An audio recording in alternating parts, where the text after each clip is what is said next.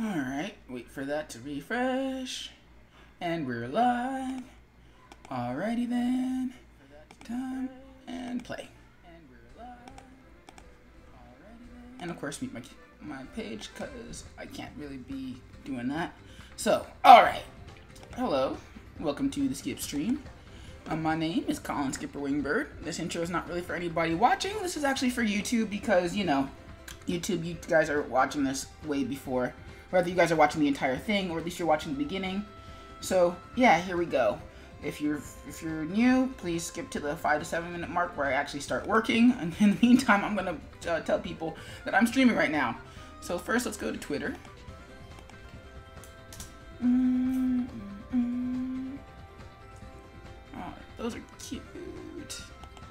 One of these days, I will be popular for my own stuff and not the things that I just retweet. Alright, so let's go to Twitter, make a new tweet.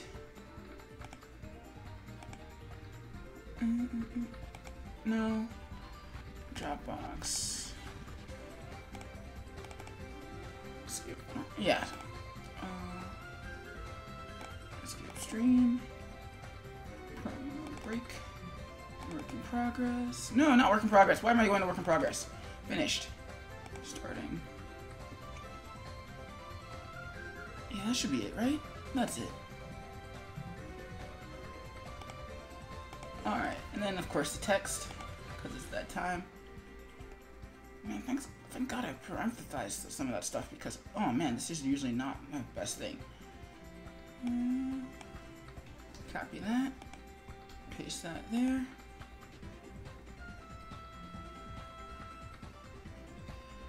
Once that finishes,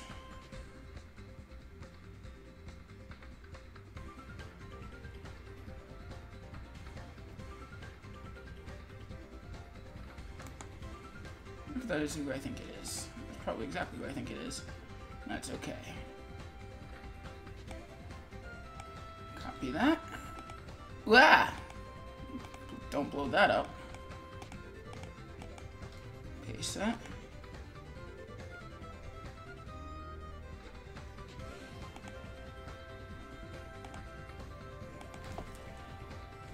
Retweet that. Tweet that.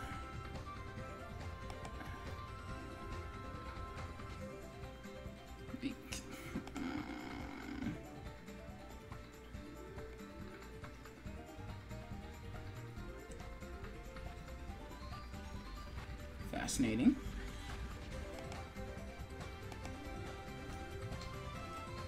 Let's go to Tumblr and do the thing on the Tumblrs. Also, I should probably sign into my Discords.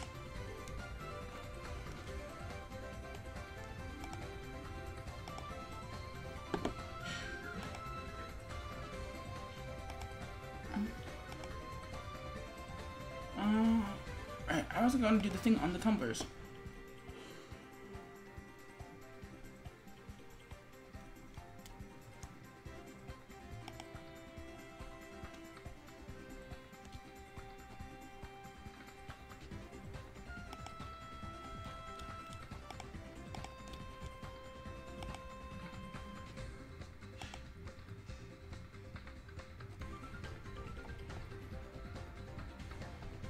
Okay, that's a person I'm following apparently. And starting. And copy. Paste the thing. Copy that. Paste that thing. And Tumblrize it.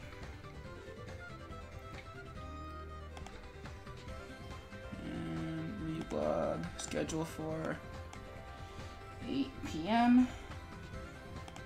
Schedule, reblog, schedule for 9 p.m.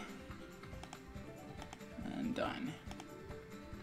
I'm not really gonna bother with the other sites, the other blogs. So let's go to the last stop and then we're gonna get this party started.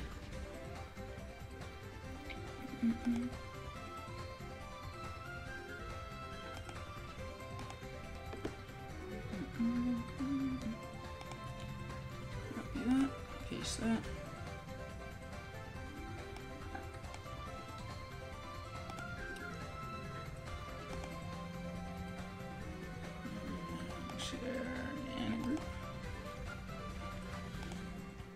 group.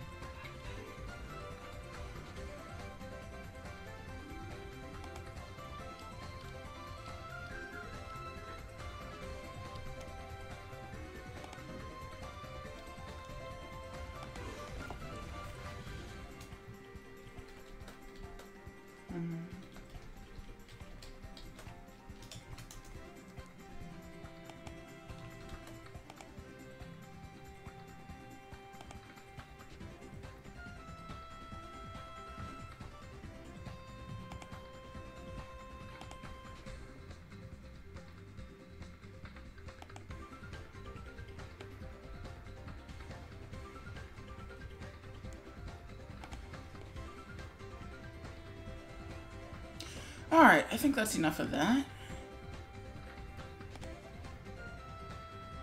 So let us mute this song, put that on pause, and let us go to the...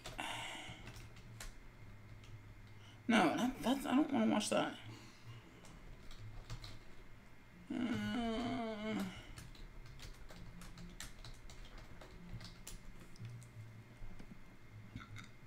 5 hours, really? Dang.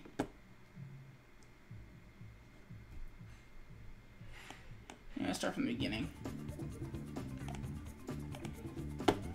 Alright, work timer. So we're gonna work for an hour since that seems to work best for everybody. So we're gonna do that. And then we're gonna go for, and then after that, do some work. I mean, do some other stuff. So, right now, currently working on a panel from the CrimFly spin-off FlyBits. I just realized I'm still wearing my janky-ass work shirt.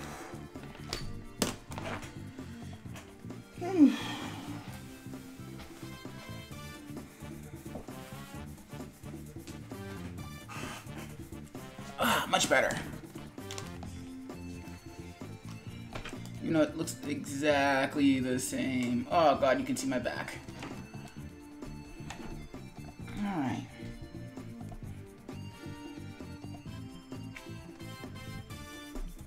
Alright, actually it's one of those things where you wouldn't be able to see that side of it. You'd have to be over here.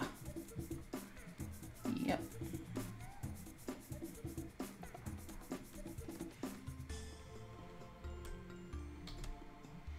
Actually, I didn't actually bother any of my regulars to see if they're available for co-hosting duties.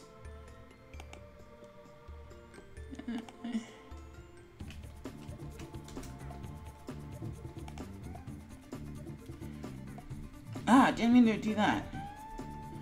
Well, it's actually nice that my lines are clean up, that could have happened accidentally as opposed to just really janky.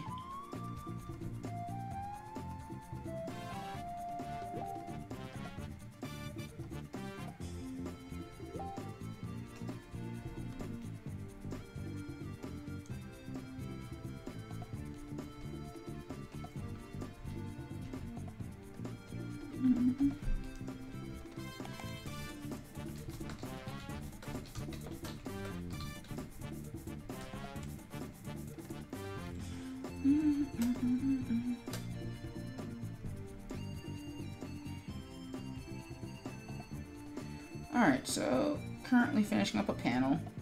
Probably finish up the next panel too. And then move on to the Sonic Triple S, because I know that's what you guys are really here for.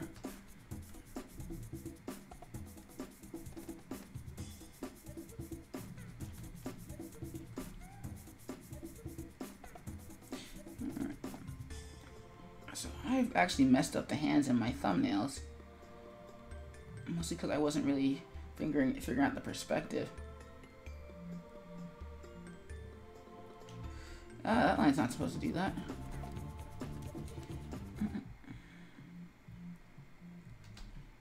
There we go.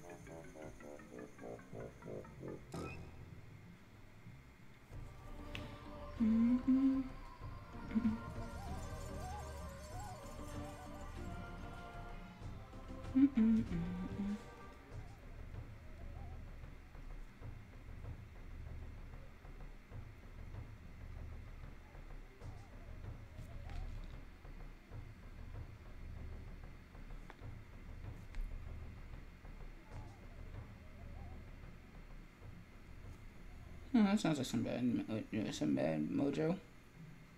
Probably shouldn't be using, but that's okay. Well, actually, it's not okay.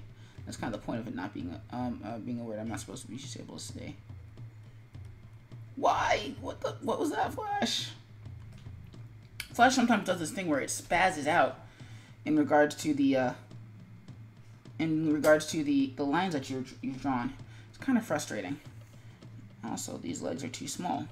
Can't believe I'm saying that about CrimFly drawing, but it's true.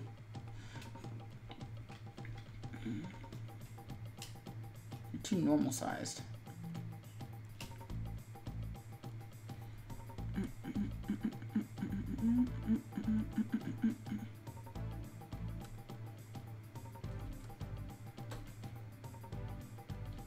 There we go, that makes more sense.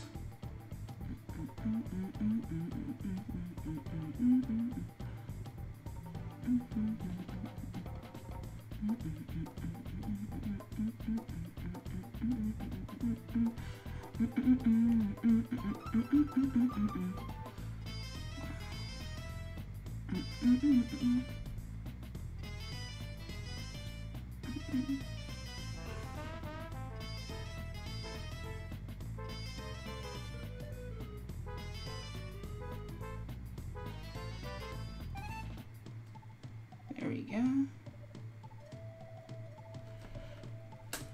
And almost done with this panel. Why did this take so long?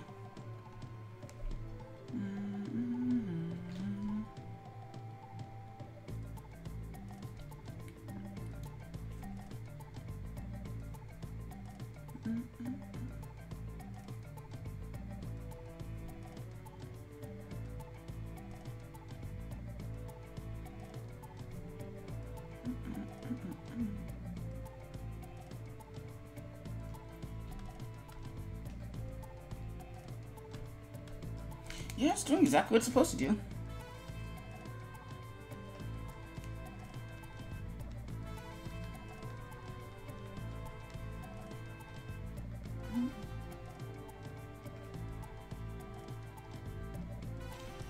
Let me check the chat real quick to make sure I'm not missing anybody's comments.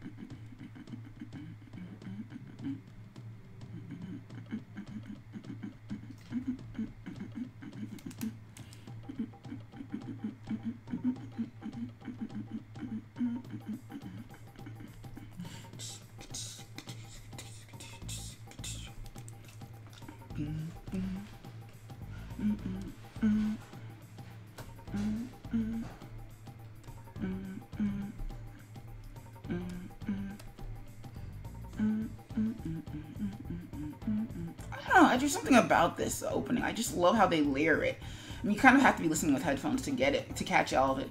But I just love how they just layer the opening.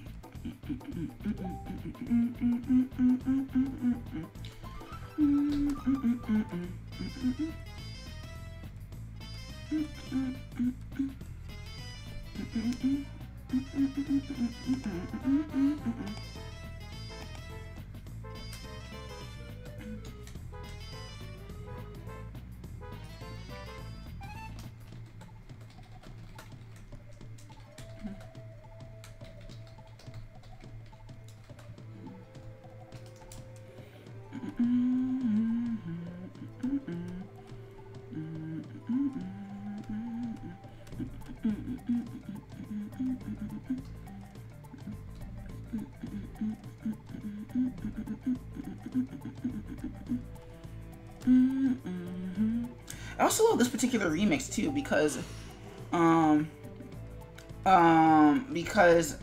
unlike the other ones, the thing I've always hated about this intro theme is that it slows down so much, and it's like, wow, if you don't like the second half of the intro, then you're going to hate half the song.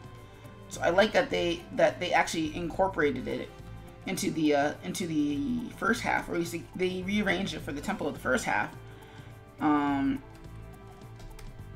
They rearranged it for the tempo of the first half, and then they gave the second half its own dedicated beat. So if you like that, then guess what? That's coming up next, I think. I forget. But yeah, it's just such a great tempo starter. It's like Into the Jungle with Donkey Kong.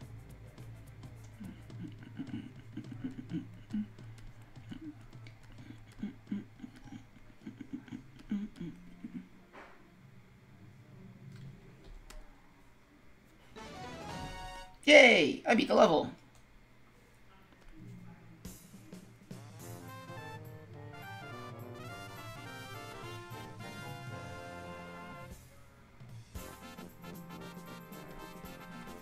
There's something about this is bothering me. Ah, grab all the things. Why would you not grab all the things?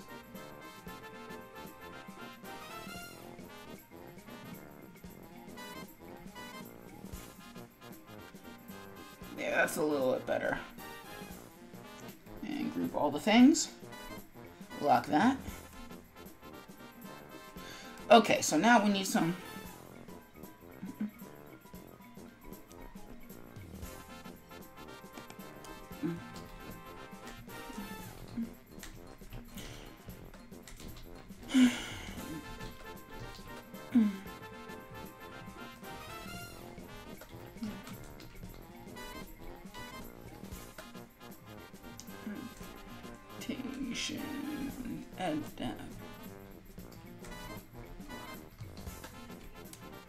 Okay, that's not how you spell adaptation.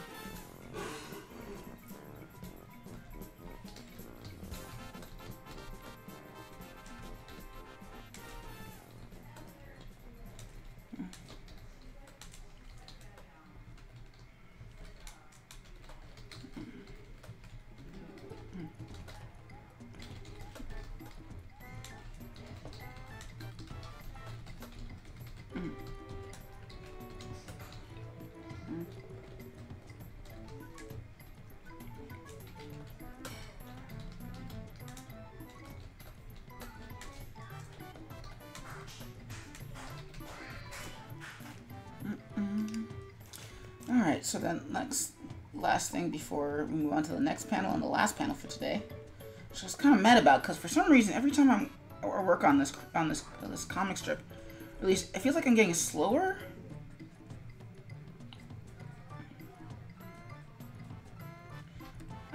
Okay, that's not how you do that. So let's zoom out a little bit, grab this layer, delete all the things.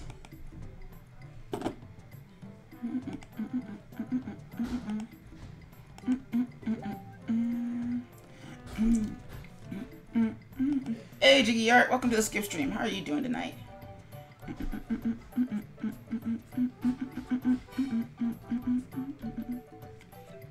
currently working on a Crimson Fly strip. So I was following this one streamer, Pupcakes and Cupcats, and her idea for her October comics was to follow the prompts from Jake Parker's Inktober meme. And rather than just doing actual just like illustrations, she would do the comic. The theme for the comic would be that day's prompt. So that's what I'm doing. I decided, well, hey, that's a cool idea, and it gets me out of having to think of too many ideas for Crimson Fly.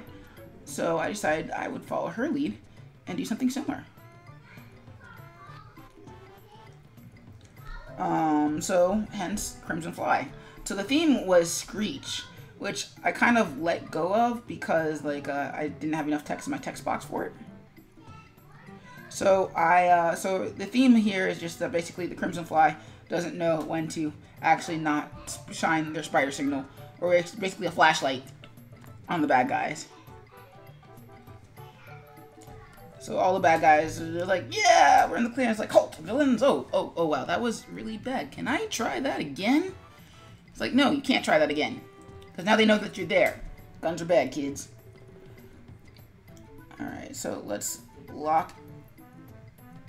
For all of these, let's change that so I can see what I'm doing.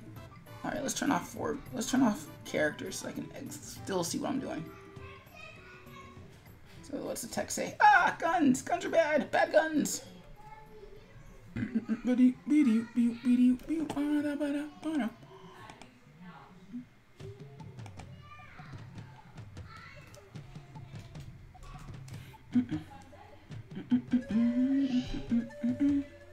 Ah, guns! Guns are bad! Bad guns!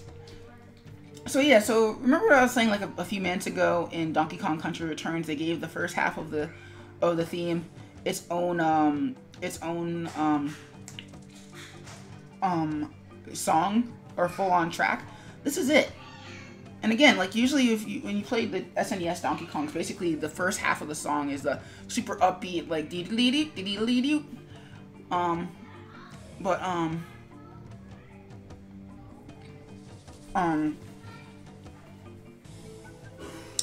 But then it slows down to what you're listening to right now, and that's not really the best. At least I didn't like it. But I mean, you can tell what I like by what I put on stream. So there's that. So I like that they separated them out into two separate songs. All right, fly panel 1 2 3, 1 2 3, panel 4. Okay. I don't know why Fly could get these done faster. That's why these seems like these take longer. I think the reason why these feel longer.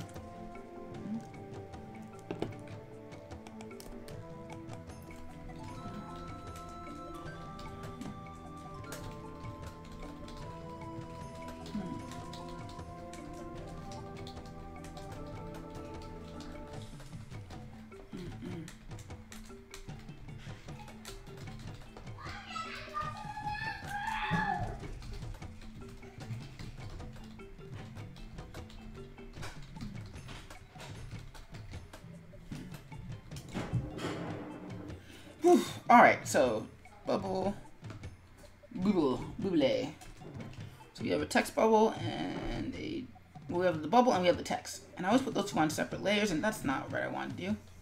For some reason, I love doing text more in Flash than I do in Photoshop. Break that apart. This is much easier. Charlie, no shouting!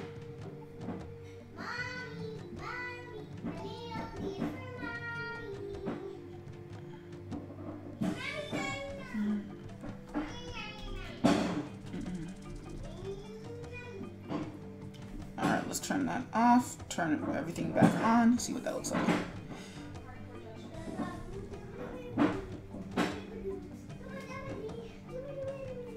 There we go.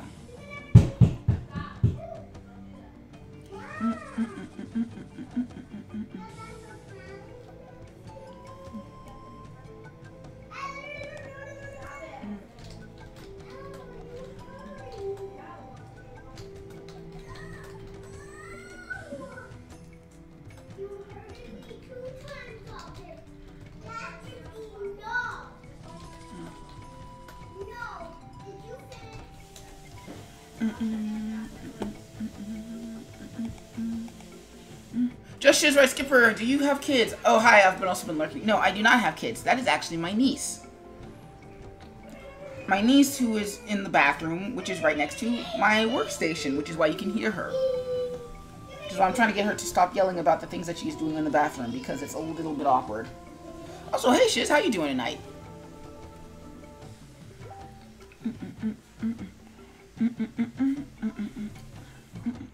And also, if you're just lurking, that's totally cool. No need to be crazy, what's the word? I'm losing track of my words tonight. Well, actually, I think I've been losing track of my words, like, all year, which is kind of scary. So let's bring that over here.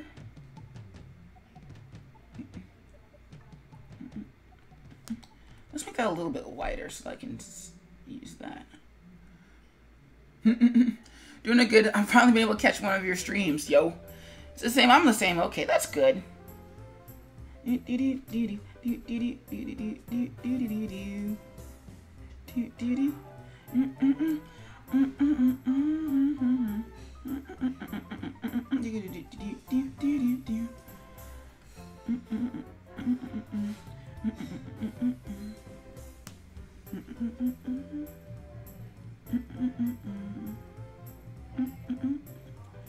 weird because I feel like this is the unofficial theme to the Donkey Kong series, rather than the Jungle Japes theme. I don't know why it feels like it though. That's just like a just me thing, because I only hear it like in the special stages.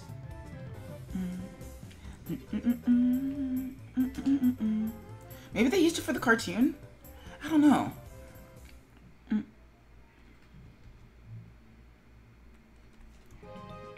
Oh no, I failed the special stage. No bueno. Yay, I succeeded.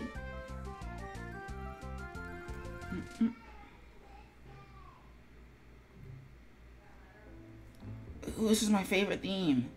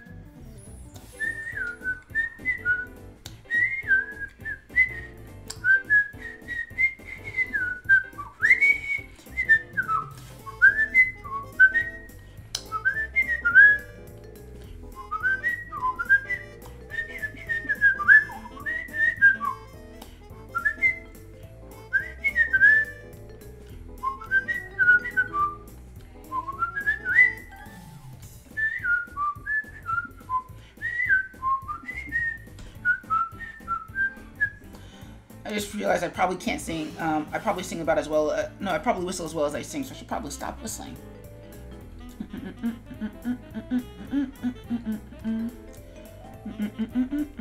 Let's change that to 25. Lock that. And actually, what I probably want to do with the letters is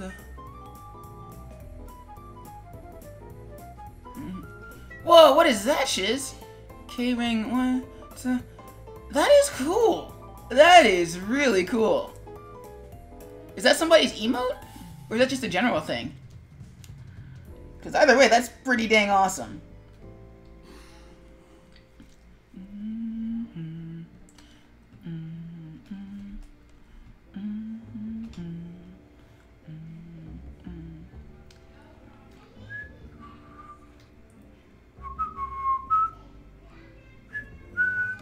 Oh snap! I forgot that that's coming out soon. When does that come out?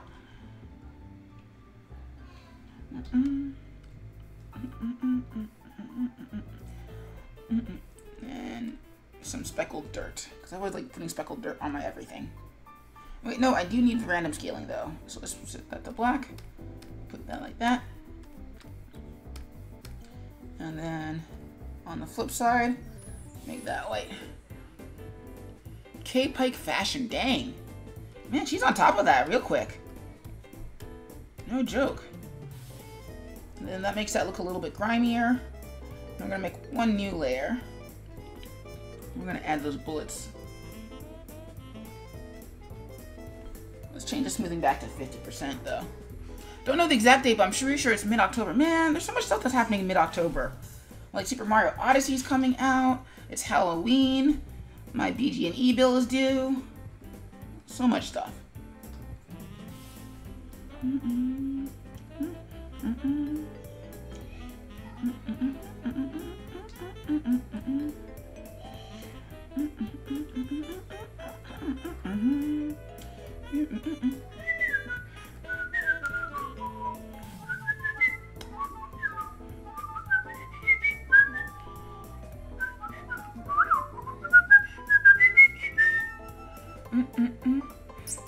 She's right. Oh my god, I want Mario Battle game so badly, but I don't have it to Switch. Aw. Also, what is due? You got an exciting project? Oh no. I'm talking about my electricity bill is due in the middle of the month. Like the electricity bill for my house.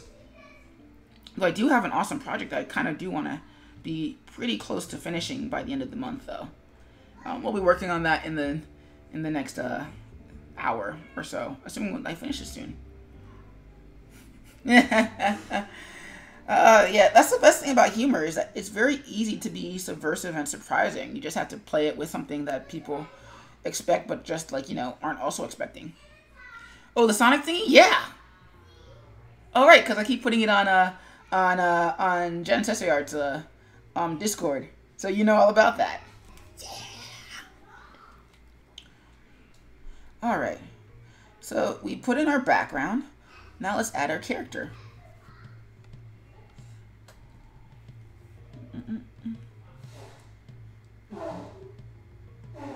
Oh man, I didn't realize this song was part of a suite. I thought the other song was a. So this song is pretty cool. Wait, no, I might be thinking of a different song. Never mind. A lot of the Donkey Kong Country Returns songs sort of feed into each other as like segues of a suite. So I thought this was part of another song, but apparently I was mistaken. But yeah, I do kind of want to be done with.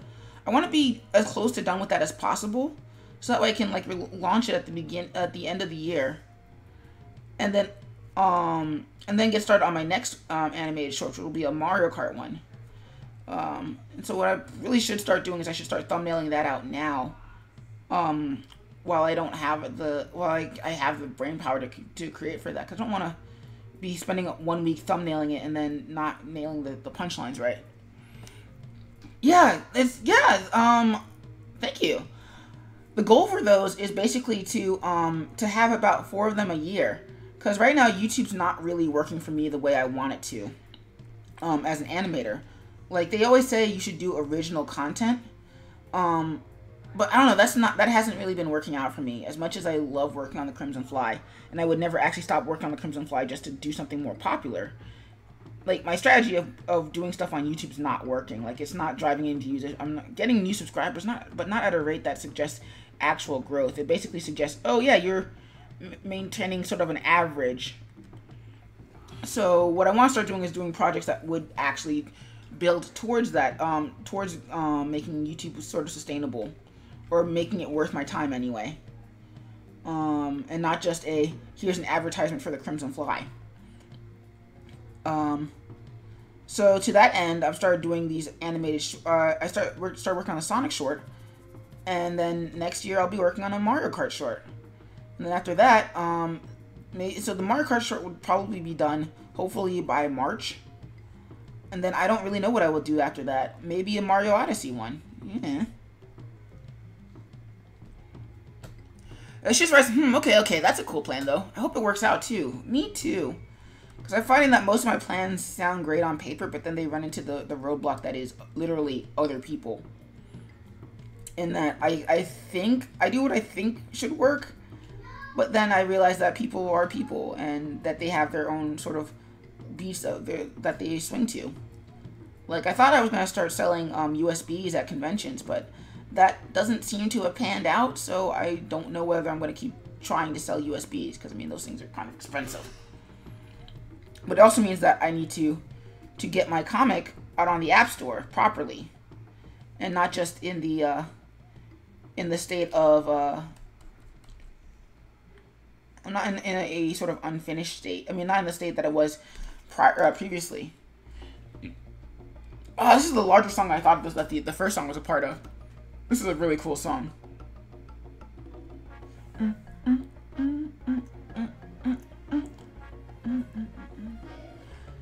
I mean, granted, this one is one you kind of have to be playing the game to sort of fully appreciate. But basically, in this one, Donkey Kong and Diddy Kong are riding a minecarts, and it's always a lot of fun in Donkey Kong Country Returns. If you ever get a chance to check out the Let's Play for that, because it's really, really cool.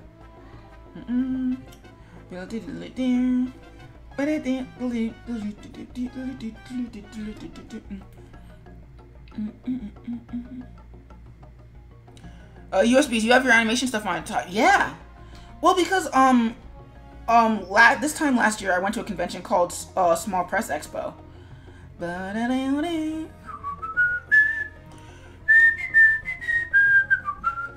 And so what ended up happening was I sold them on the animated strips on CDs, and what ended up happening is, like, a few people picked them up, but most people were basically saying, yeah, I would love to buy this, but my computer doesn't have a CD tray anymore.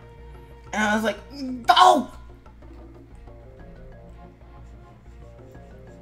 So this year I decided to try what computers do come with, which is a CD tray. I mean, which is with USB drives or USB slots.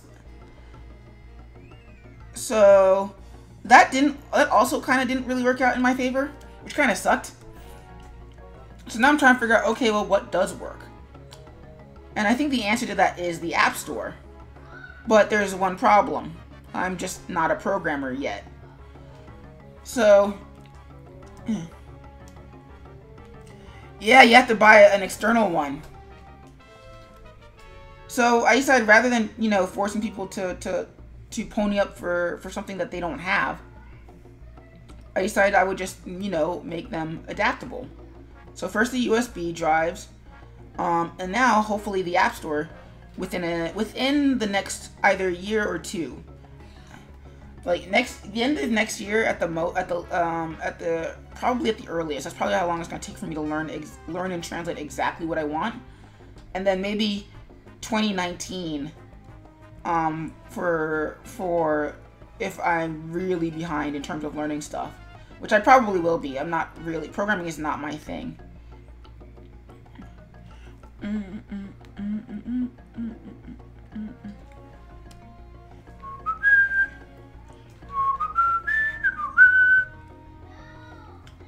Alright, and so now let's fill that up with red, because if I fill it with black, I'm not going to be able to see what I'm doing.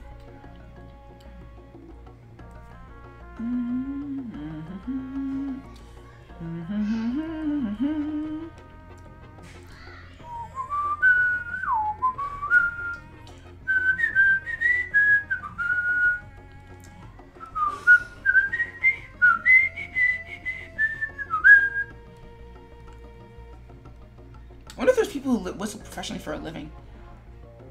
Bow, bow, bow.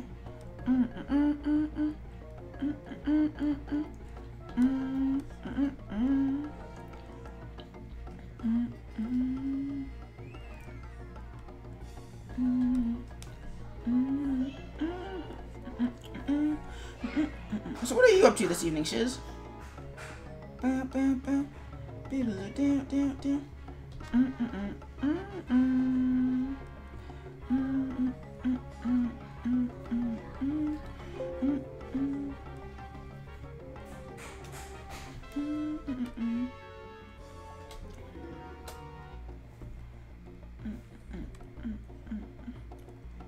Alright, so let's lock all that. Okay, CrimFly is not quite that small, so we're gonna blow them up just a little bit.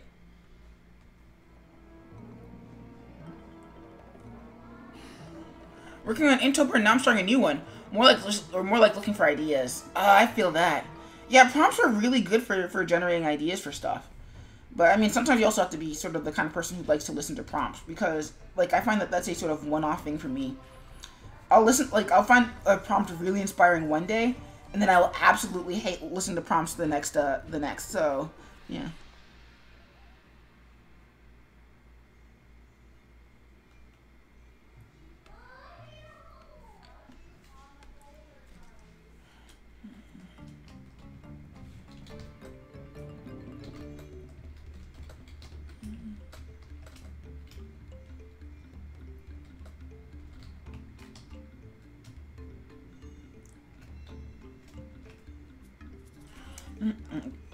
Oh, this is a boss fight theme. Alright. Let's make that black.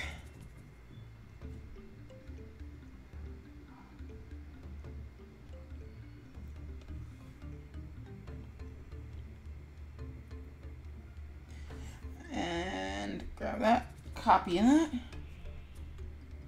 F8. P5.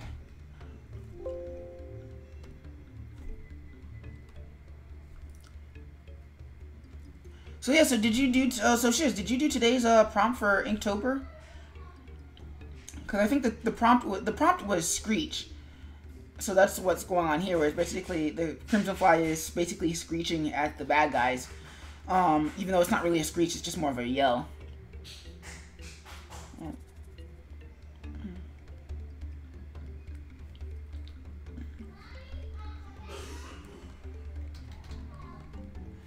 And bubble.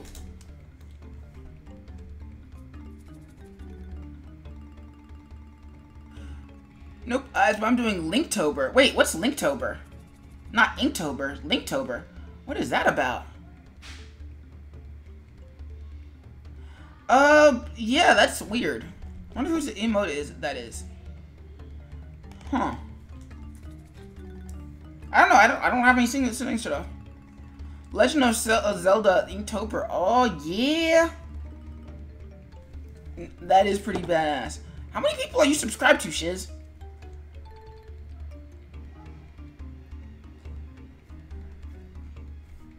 Let's make that visible. No, I just want to... Oh, I'm using the wrong button.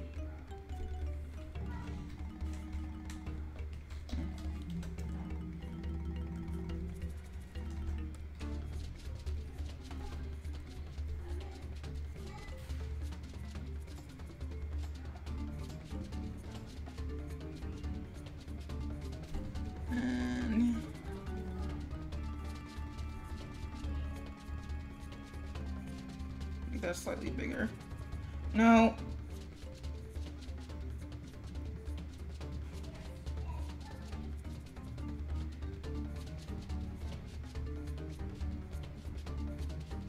Yeah, there we go. Fine.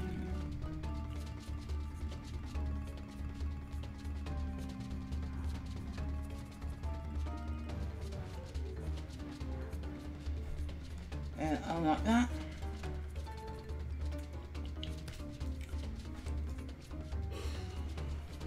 Cool, so we have our 4 strips. It's cool, Shiz. Part of the reason why I never do this is because I never do Linktobers or Inktobers or any sort of usual prompt things. Is mostly because I usually never follow through on them. I usually end up like abandoning them about halfway through. Which doesn't make me a bad person last I checked. Make that a guide too. Let's go down here and see what that looks like.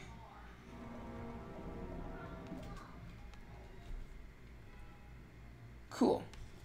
And move that around.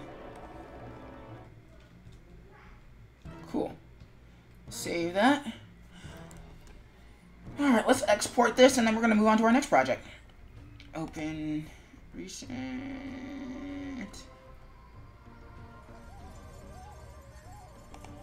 Open.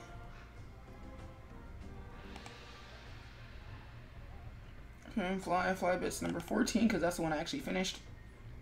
Production, static comic, export files, work in progress, open that. So this was the last one I finished working on. And there's another one I still need to finish, but I'm not going to finish that right now because I just don't feel like it.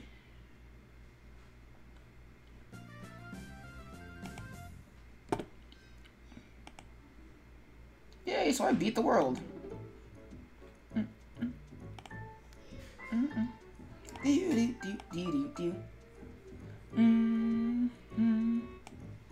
Oh, this is for the pier now. Almost Sonic time. Almost.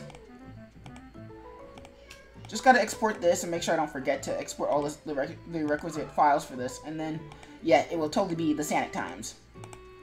Let's rename you to FlyBits number 19. Actually, they're really FlyBits number 15 because I'm skipping over the Halloween themed ones. I think I'll do those in July rather than doing them a year earlier.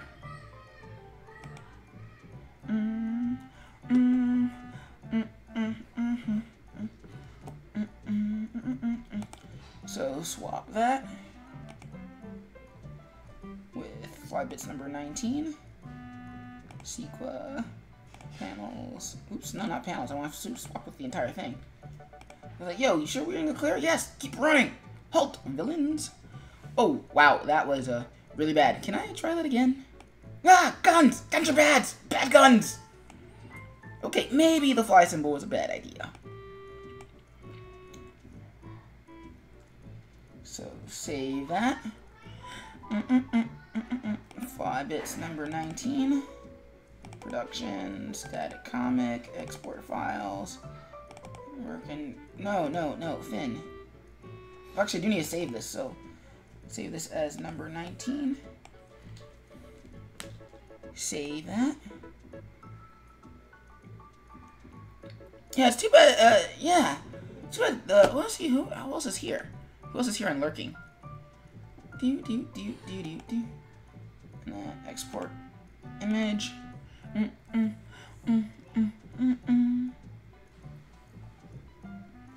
And FlyBits number 19. Production, static comic, export files.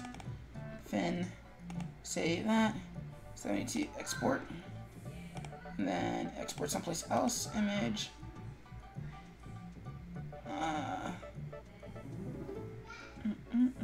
FlyBits. Strip exports. Finn. Save. Export.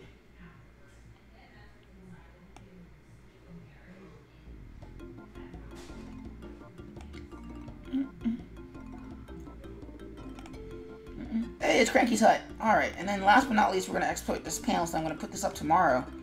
Or tomorrow morning. And panel 5. Export PNG sequence to 19. YouTube thumbnail. And save.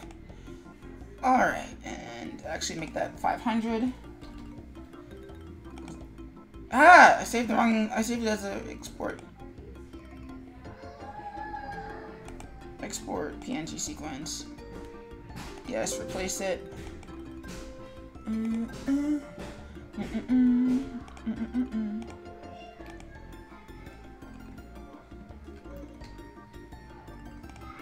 Alright, I think we've exported everything that needs to be exported for this.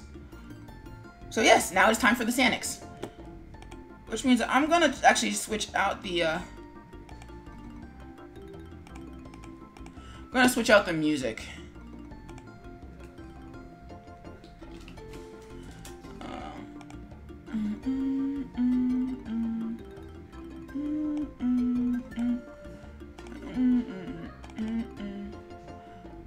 Work in progress. First gotta show a friend a thing, and then we're gonna get this party started.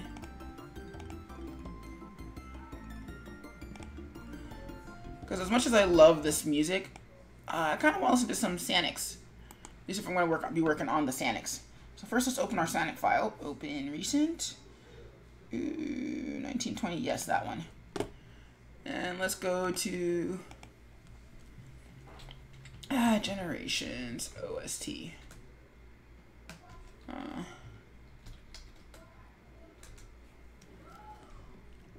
I just want the entire thing.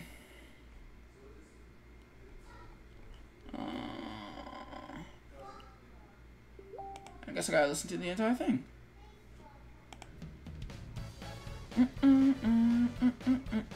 As long as it isn't extended, because that would be really annoying. Alright.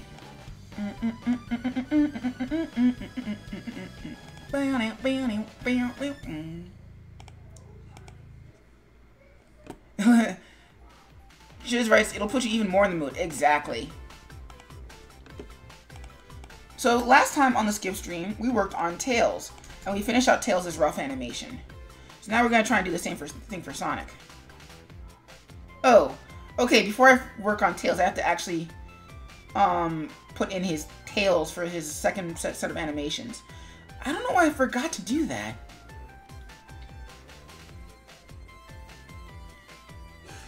Man, this looks a lot better now that I'm not like super tired.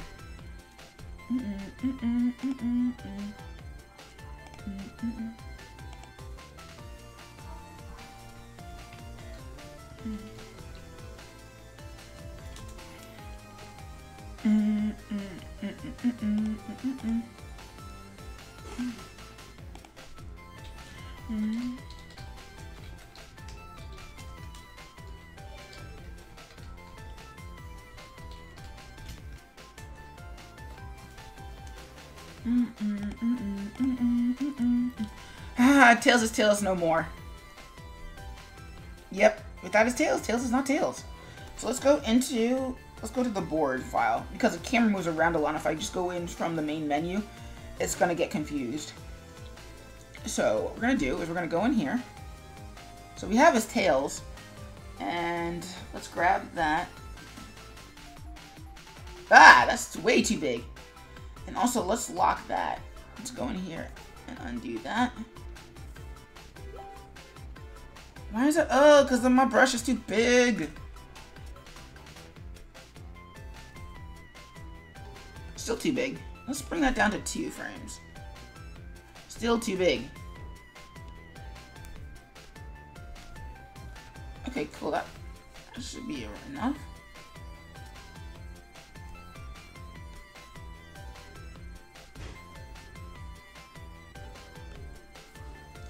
And then F7.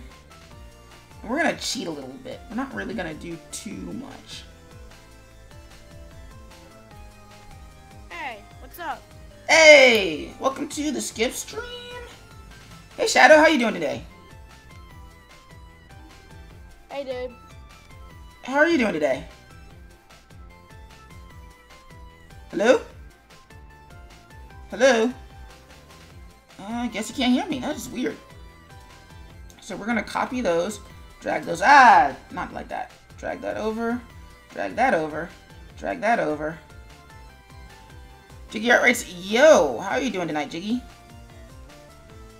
And let's see, what does Tails do? Okay, so that can still stay the same.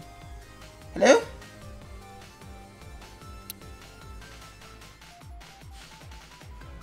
And, oh, okay. I guess that is the thing. Just finished the 2nd episode of Star Trek Discovery. Nice. Yeah, then after that you have to pay CBS for that, right? Don't know if you're there, but I just got on. I just seen it. Yeah, I'm here. I don't know if you can you hear me? Hello? Disconnect, blah. Okay. Okay, so I can hear you. I can't hear you, but I can hear you through the stream, but it's like delayed. Yeah, let me disconnect real quick and then try again. Disconnect. And skip stream. Hey! Hello? Hey, it worked. Hey. Cool. I was like, what's going on? I just joined the stream and I thought you were AFK or something. No, it was just Discord being Discord, which is really, really dumb. So how are you doing tonight, Shadow? Today, I'm doing good. Today was a very worry day. A very what day? Worry, like I was worrying all day. That's no bueno. What were you worrying about? A lot of things have been happening and my cat's been acting up. That's not fun. She was, well, not in a bad way. She was actually like breathing very heavily and we were all worried because we thought that she could possibly pass.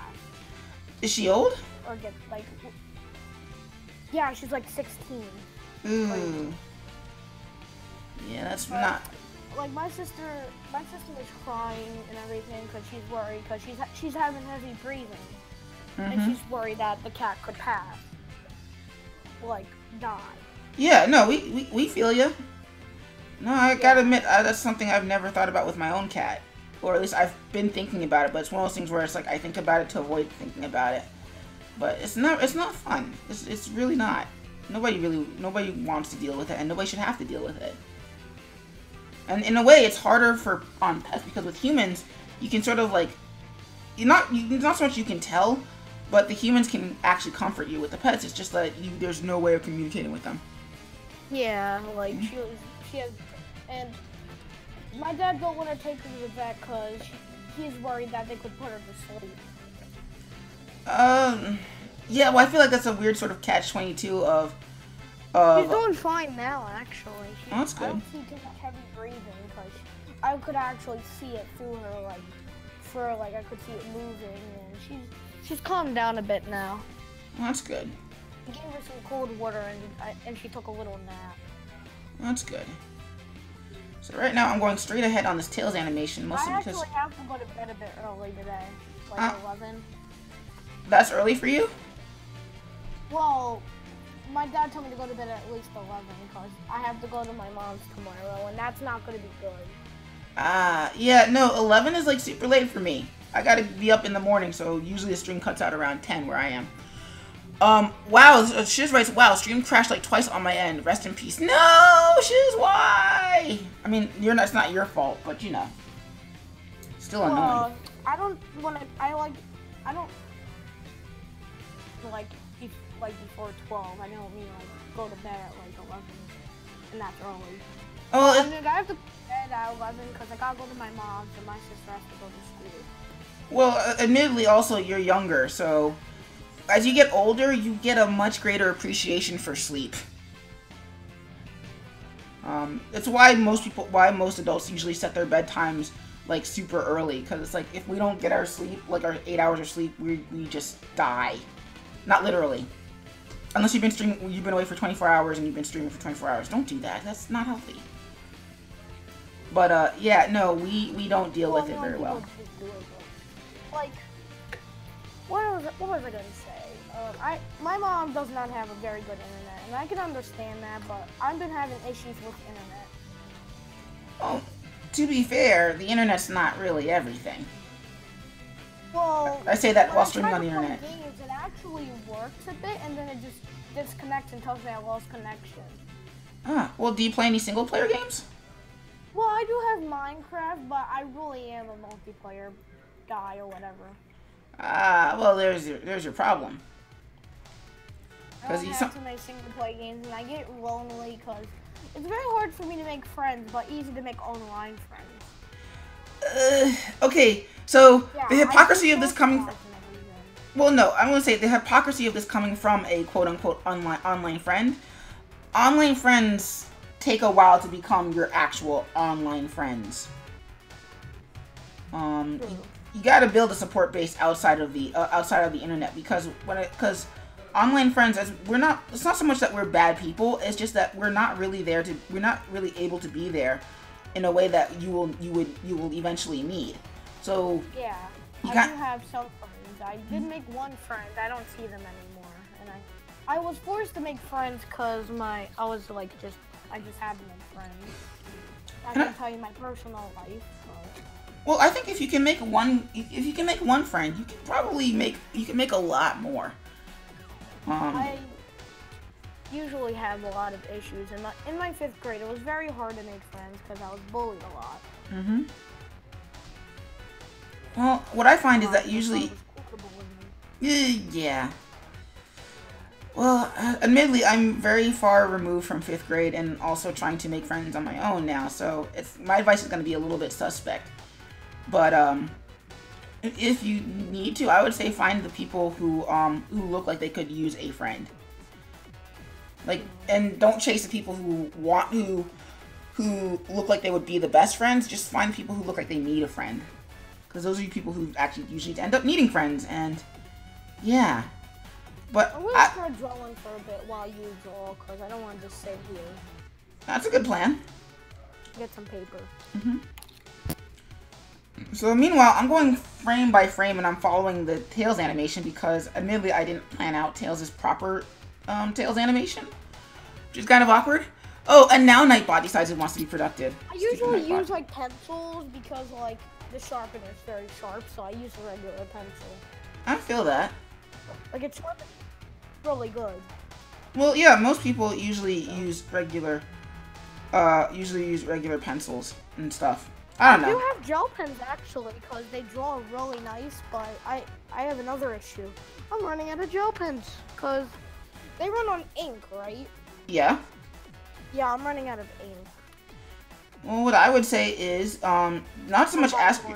Well, no, I was gonna say see if you can do some work around the house if you do chores, and then use that money for well, exactly, buy more. I have a lot of money, and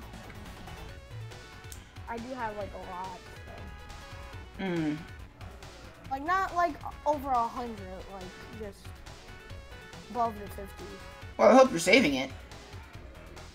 I tried to save it. I used some of it to buy a game, and then now I'm not interested in the game. Getting a refund. I'll probably go buy another game with my refund money. Well, they say it's never too late to start trying to make money, so I'm actually interested in game development. Really? I'm interested. Like I'm getting a bit interested. I've seen like a thing called RPG Maker. I don't know if that really is good or anything. I was actually gonna suggest that. That's a good that's a good starting spot for game development, and I think Unity is also available for free. Like I need to figure it out, and then another issue is it's like $80 to buy one of those systems. Well then I would start with Unity, since that's free. You can actually do it for yourself for free. Like you can make games and you can like test it and see if you like it. But if you want to publish games, you gotta pay like $35 a month. Well, the reason for that being that, or at least for Unity or for RPG Gamer or RPG Maker.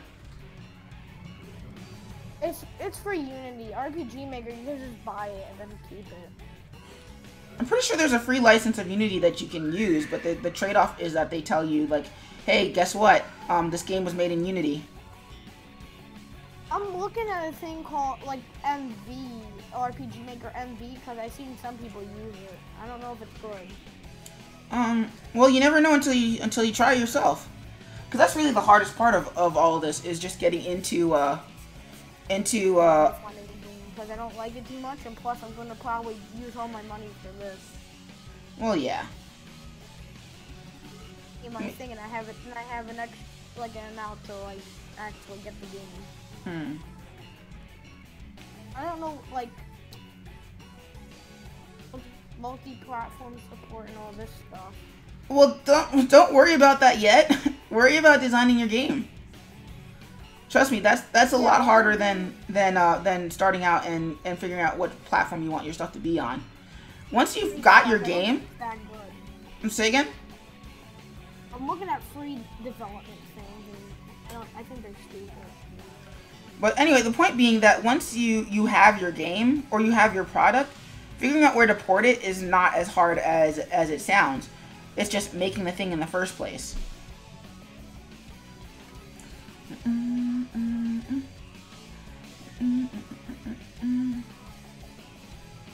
I can't Maybe I should do a little funny comic or whatever of Mario, or like Mario versus Sonic.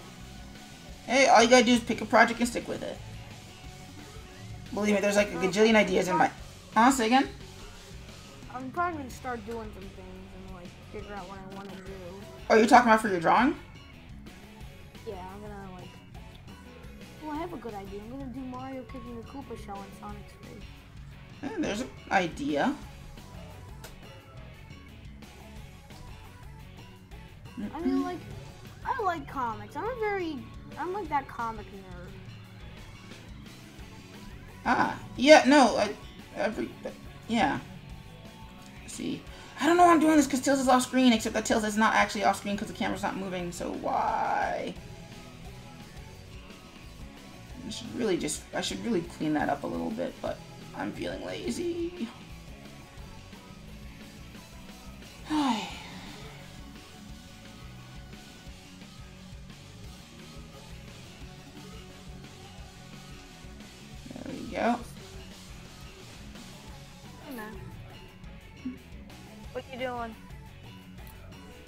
You and me? It's fine. Alright. Sorry, my sister was checking on the cat. Ah. He's worried as well. What should we do? Well, that's kind of what siblings are supposed to do for each other. He's worried about it. There we go. And we're almost done with Tails' Tails.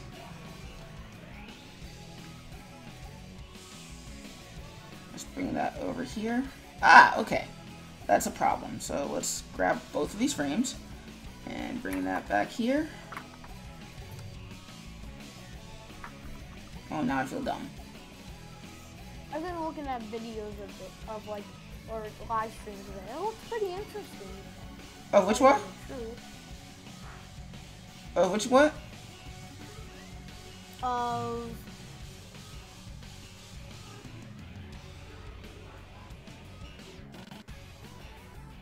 Seven. Sorry, did I not say it? Nope. RPG Maker MV. Ah. I'm not using my laptop, so it's not a very good mic. Yeah. This is why I don't like using search engines, because now it shows a picture of Mario pooping. What exactly are you searching? Pics of Mario, and it just gave me that. Pixels Mario? You mean Sprite Mario? Mario sprites? Pictures. Oh, okay then. Go to Pinterest. Go search on Pinterest because I think that'll turn up a little bit better search results.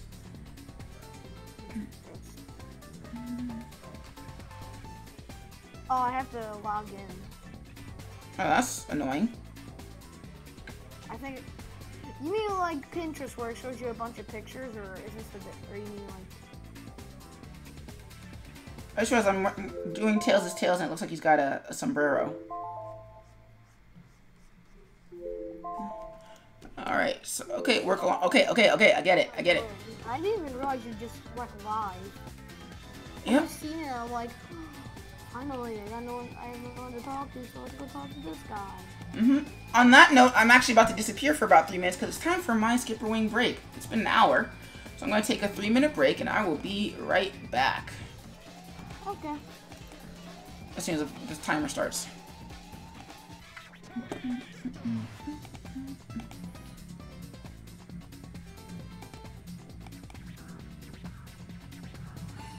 How long have you been alive for?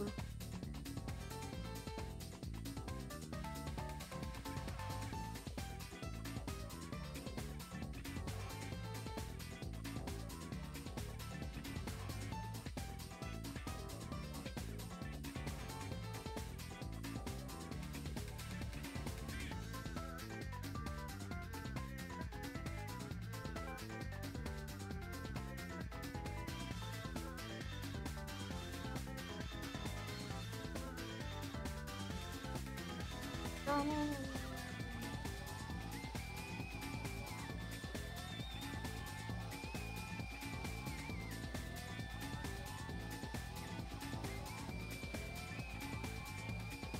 want to practice a drawing.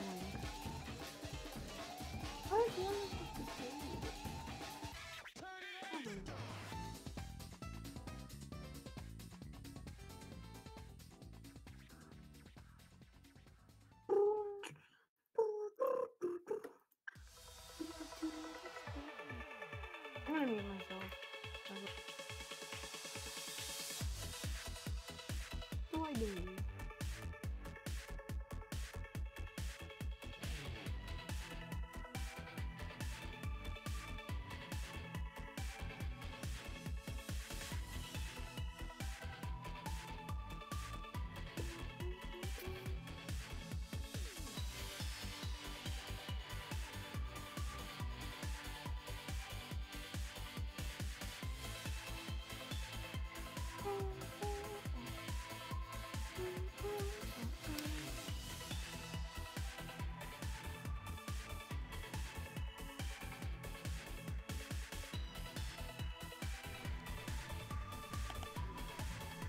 So there are...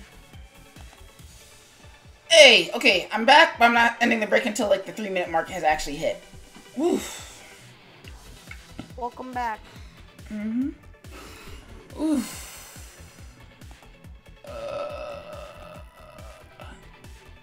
You've been alive for an hour and 9 minutes.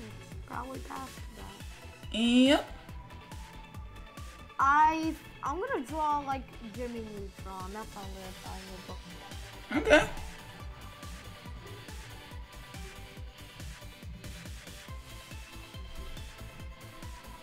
Why is everybody putting that online? It is really not that great. The new episode of Dragon Ball Super just came out and everybody's like, oh my god, Goku versus Jiren. I'm like, Alright, so that's the end of that. Let's go back to streaming. Let's reset the work timer for another hour. And let's rock. Alright, so in the first hour we got our CrimFly strip done and we got our Tails started. So let's finish the rest of Tails in a sombrero. And then tackle Sonic, aka the part that everybody wants to see.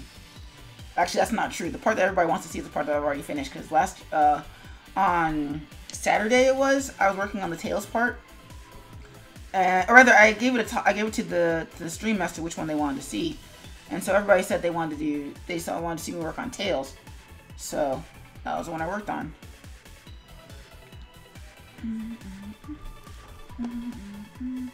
Hey, your Sonic animations turn out great. Thank you. Shiz writes, that scared me, haha. What can I say, Shiz? I do not die easily. At least I think. I've yet to be put in a situation in which I might die. So there is that. That being said, knock on wood that it never happens, because that would suck a lot.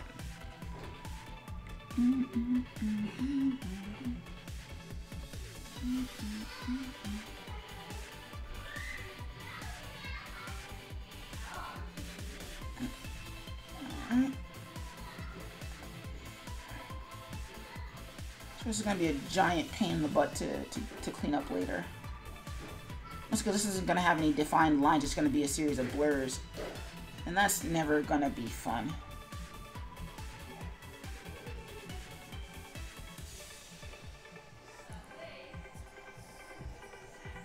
Wow, what's going on? Well, because basically what's going to happen is, like with Sonic and Tails, they're going to have proper outlines, which is going to make it pretty easy to ink it over them later on. The problem is that with Tails' tails, they're going to be a series of blurs. And the hard part is going to be making those consistent while also making them feel like a blur, because a blur is just kind of defined by the fact that it isn't consistent at all. So, lots of fun to be had. No, I don't want those all to be blank frames, because that would just be ugly. Is that a part of animation? Uh-huh. Like, the thing is with animation is that it's not just about, like, because it's made up of so many parts, it's usually not just the one part you can see, but all the 5, 10, 20 different pieces you're not thinking about on the surface. Like, this animation looks great as a rough animation, but it might look like utter balls once I start cleaning it up. That's gonna be hard. Because the cleanup is what people are going to see. And because you never show off your animation saying, oh yeah, well it looked really good as a rough. Actually, I should check this out just to make sure this is actually working out so far. Like, you don't say, oh yeah, it looked really good as a rough. So that's why, but I'm not a good illustrator, so that's why it looks bad as a cleanup piece. It's like, no, that's not, you don't go to the theater and tell every person who paid for the movie, oh yeah, well, you didn't know all the work I did beforehand, so it has to stand on its own. So let's see what this looks like so far.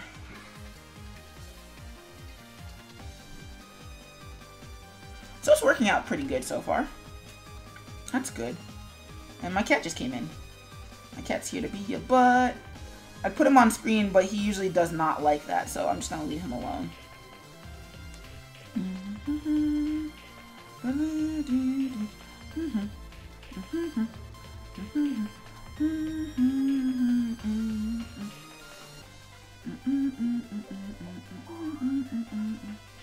Jimmy Neutron does not look that good. Well, you're just starting out as an artist. It's not gonna look great as you. I mean, like, I've been doing it for like probably a year or a half. I'm not starting out really. A year and a half is technically still starting out. Oh, so. I mean, it's nothing to be sorry for. That's actually a good thing to be keeping going at for a year. It's just that when did I start? I started when I was about your age, and that was about, let me see, 13, 29. That was about 16 years ago. I didn't really start getting serious till about 7 years ago. So, no, it takes a very long time to be good, and usually anybody there's very few people who start off good at art or illustration or animation or what have you. And for the rest of us, we have to do a lot of hard work to catch up to get good and to stay good. So I'm not knocking. I mean, yes, I am knocking it a little bit, but like 1 year is both. It's a good thing, but at the same time, there's still a very long way to go. So don't feel too bad about Jimmy Neutron not turning out the way you wanted to. If Jimmy Neutron were easy to replicate, then everybody would be drawing Jimmy Neutron. Gabe writes. He doesn't look by me. Like, I can use it for reference. Gabe Cheshire writes, so wait, Skip, you weren't born naturally talented as a drawer? No, I was naturally talented as a series of shelves. But dish. Hashtag dad jokes, hashtag skip jokes, hashtag jokes I will never make again. Voice impressions, but they're not that good. Well, also, you're 13, so your range of voices is going to be very limited. Yeah. Unless you're like a 10-pack a day smoker, in which case you should stop because you're too young to be smoking. I'm not.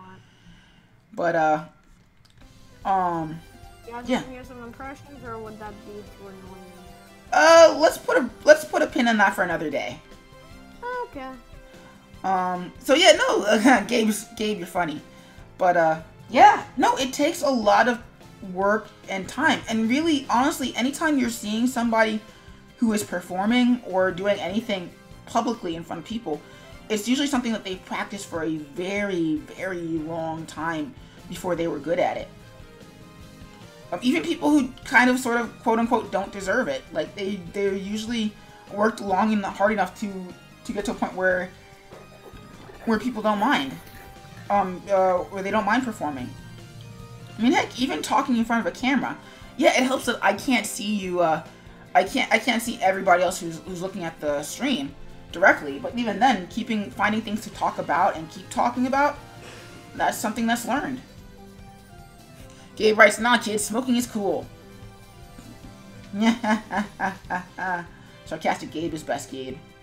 Alternately, shut up, Gabe. Alright, and in which SkipperWing... I'm gonna work on a comic, I know what I'm gonna do. Alright. I'm gonna do like a stick figure comic. Okay. Or like, it's gonna like look a bit okay, but I mean, like, it's not really gonna be like, oh, thin and bone. Or thin without bones. 7, and unleash that.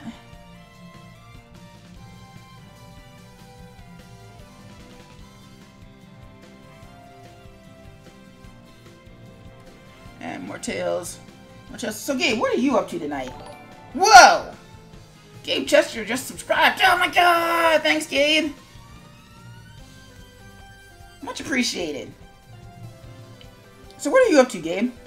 And also, sorry I disappeared for however long it was that I disappeared for. I was kind of in a bit of a streaming funk because of my comic. Oh, come on, Flash. Come on. Come on. Come on. Come on. You're auto-saving. Yes. Alright, speaking of which, if you're working digitally, please save. Because nothing is more awkward than losing half of your... Oh, now the save is not responding. Oh, joy. Oh, joy. Gabe writes, not much. Have the night off. Been trying to get rooms organized and stuff, and a bunch of stuff prepped. Ooh, what you prepping for?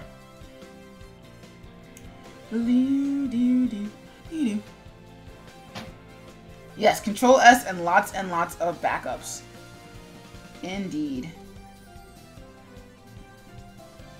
And boop. And that's too far down, so let's do that. I kind of wish this OST playlist had the fast versions of these songs. Because for Green Hill Zone and any rulers, but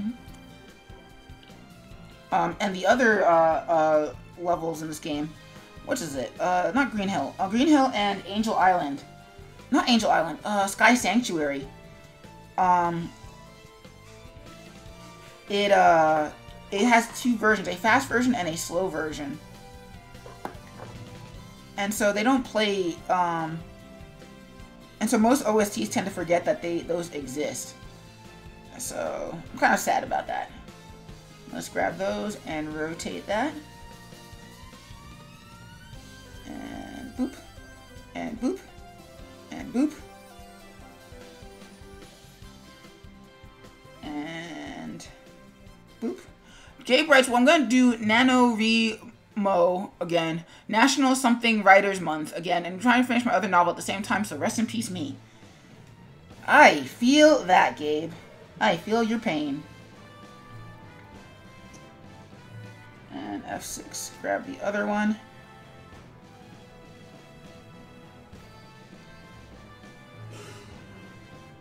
And Sonic grabs his tails. His tails is like the thing.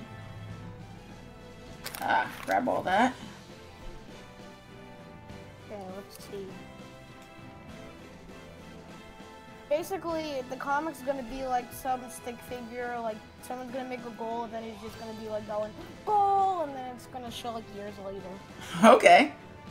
That's gonna be really funny. Meanwhile, Shiz writes, wow, Gabe comes when I gotta go. Wow. See you, Skip, next time. Yeah, Shiz, thanks for hanging out. And I'll catch you on the next one. Or I'll catch you in Gen's stream. Whichever one comes first. Yeah, and thank you for hanging out. Alright, so we want to delete those frames. So Shift F6, because this is the point where Tails has kind of stopped swinging his tails around. So we're going to do tail and tail.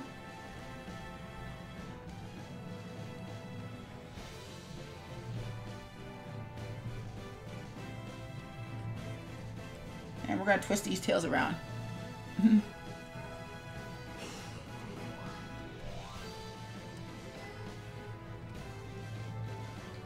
F7. And we're going to pretend that Sonic didn't just slam his best friend into the ground. Because I totally didn't do it I totally didn't plan like that.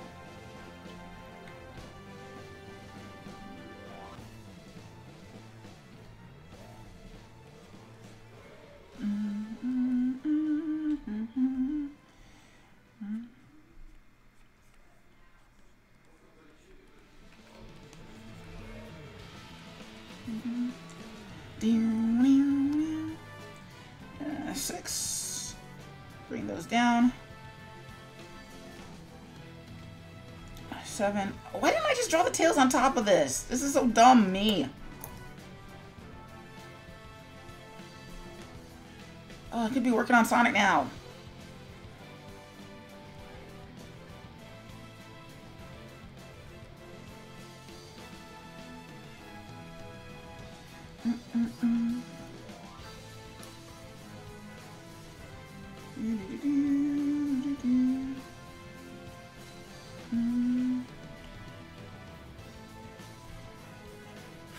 Shiz writes, okay, bye. Oh, that's that ring from Sonic, right? Wow, if Shiz were here right now, she'd tell you to shut up, Gabe. No, that's I mean, I know you're being silly. But, yeah, no, Lord of the Rings one. Because apparently Shadows of Mordor is coming out soon. And one of the other streamers, I forget her name, is doing a promo with that emote. So, that is a thing. Meanwhile, Gabe, I think you can actually use the CrimFly emotes, if you want to.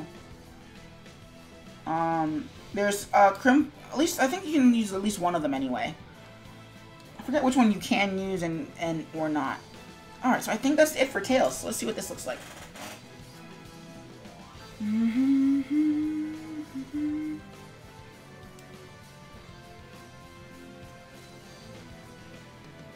There we go. Yeah, that's working. Yep, so you can use the main one. So you can use a skip main, and then I think you have to do one of the other higher tier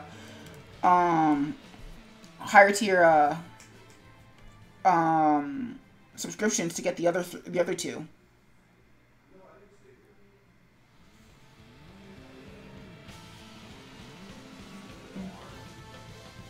As someone who has no idea how Flash works, I don't know what's going on other than the final product looks cool so far. Which means that the final product is working exactly as it's supposed to. So what we're going to do now is we're going to switch gears, and now we're going to work on the Sonics.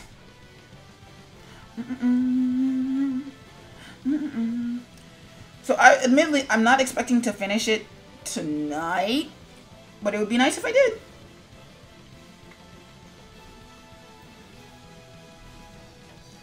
So let's go in here. So we're going to duplicate the Sonic layer. We're going to call this one boards. We're going to make it blue. Then we're going to we're going to copy these over. We're going to call it roughs.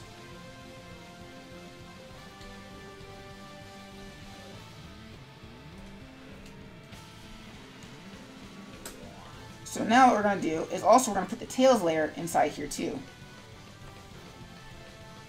The reason we're going to do that is that way we can track what Tails is doing relative to Sonic.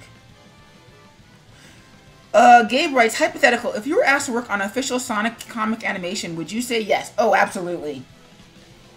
I say that because that's actually happened to a Sonic fan. Actually, that's happened to several Sonic fans. In fact, that's actually what happened with that's how Mania came about.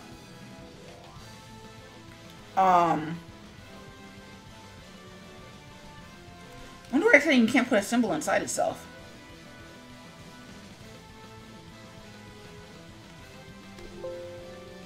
Oh, because inside the tail symbol is a Sonic symbol, which means that if I put the tail symbol inside here, then the Sonic symbol. So I have to go into the tail symbol, and I'm gonna have to delete the Sonic boards. So let's delete that. Now let's go back to our scene. But yeah, I absolutely would say yes. In an official capacity. Not likely to happen anytime soon, but I absolutely would say yes.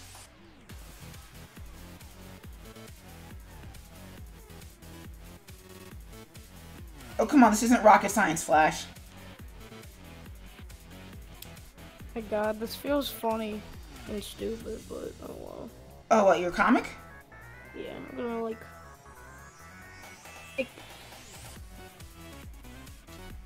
Basically, it's gonna be like him going goal, and then it's like, so, here's a preview. So far, not good, folks. Wait a minute, it's gonna be a goal, 10 years later, goal, 70 years, Well, that's a good start. Remember, the key to good comics is how much can you show and not tell me about it. Like, the best comics are the ones where it's easy to okay, I really did animate every single frame. Damn it. Oh, let's see. Alright, there we go, it's finished. It's very funny.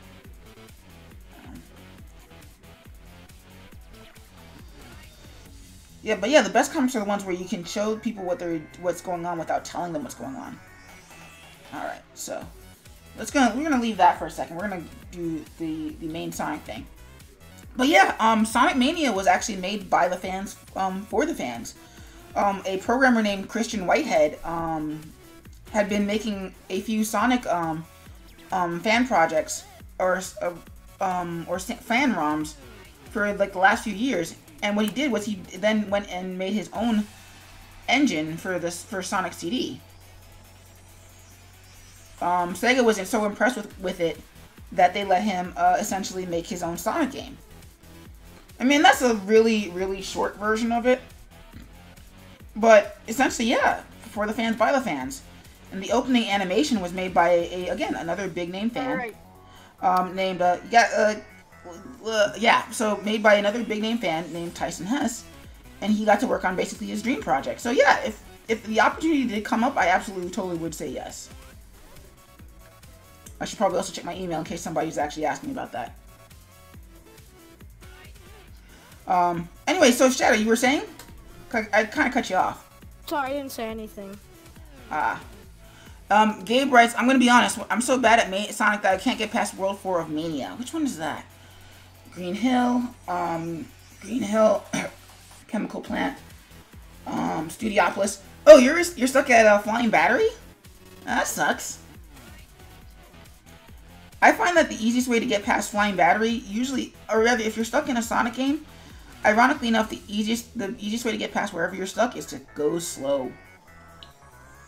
Because usually most of the trouble is that you're trying to go fast in a stage where you're not meant to go fast, and Flying Battery is one of those stages. Admittedly. Alternately, if you're stuck on the boss fight, screw that boss fight. I hate that boss fight.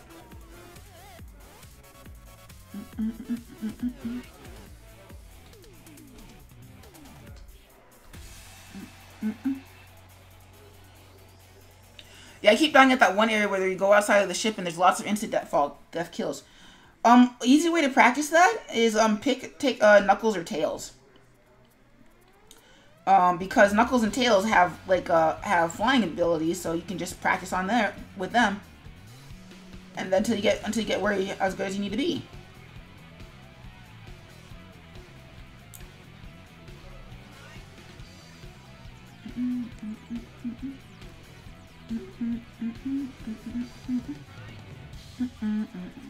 Alternately, you can check out the Let's Play community on YouTube.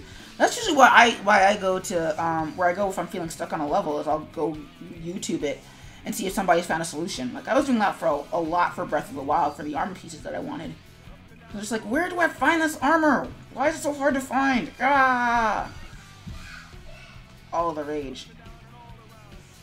And apparently my niece is mad at my cat, which is very awkward.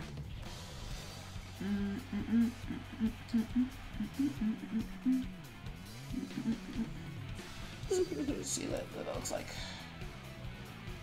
Cool. Why would you go back out there, cat? Sometimes that cat is so suicidal. Gabe writes, I mainly struggle with 2D platformers because they're a little bit before my time. When I was growing up on the PS2 was big, so I mainly spent time in 3D platformers and stuff on the like. Yeah, admittedly, I'm in a similar boat. I grew up with classic Sonic, but because I didn't have enough money for my own console, it wasn't my main Sonic until not Generations. Whatchamacallit, Sonic Adventure, which is basically Dreamcast era Sonic. I really hope that whatever's stomping around doesn't involve my cat, because that would be very irritating. Alright, I finished the first comic. I'm gonna start another comic, and I'm gonna make an idea. Well, before you do that, why don't you go run your first comic by somebody that you I'm gonna go show someone.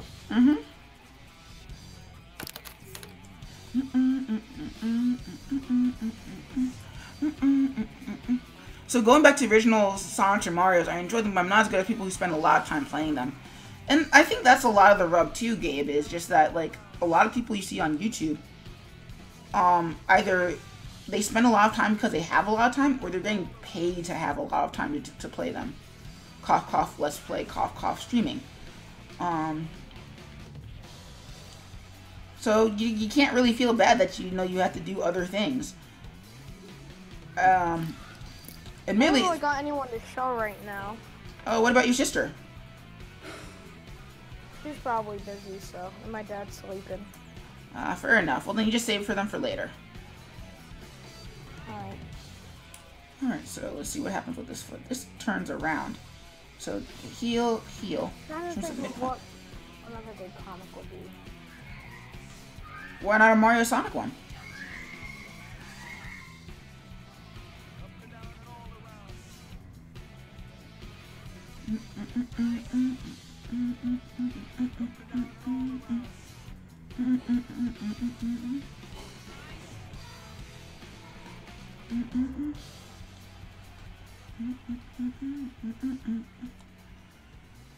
Oh yeah, but yeah, no, I'm in a similar boat, Gabe, where like older songs don't really kind of gel with me as much as I'd like them to.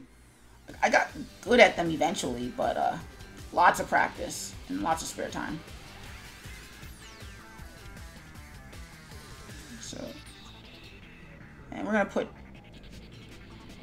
Sonic's arms in front because that's where he's grabbing Tails from. So you wouldn't really be able to see them.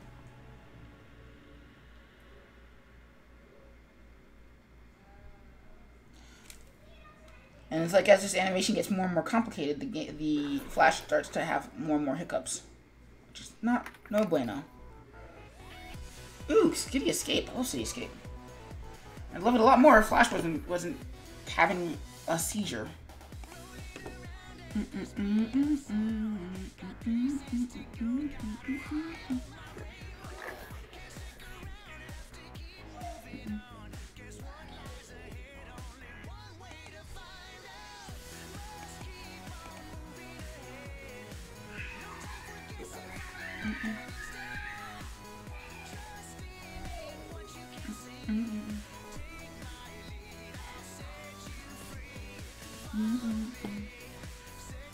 I have another comic. I'm gonna keep it for secret. That's cool. So, Gabe writes controversial opinion because of how I grew up. I enjoyed 3D Sonic's parts and Generations more than 2D. I don't think that's actually. I would agree with that. I mean, granted, that's your opinion, so it doesn't matter whether I agree with it or not. But no, I was in a similar boat. I think also part of that for me was also the fact that, like, you're not really approaching classic Sonic from a classic mentality. Not really, anyway.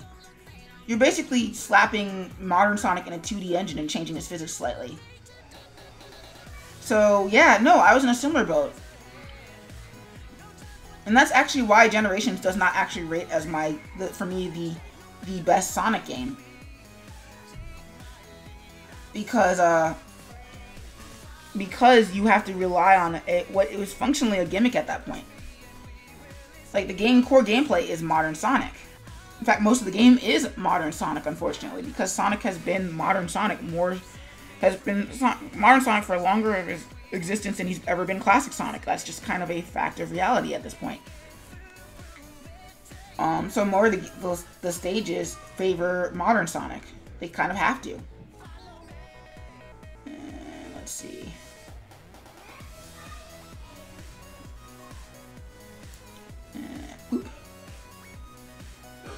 But yeah, that was my big criticism of Sonic Generations, is that if you're not a fan of either version of Sonic, then you're gonna not like half of the game.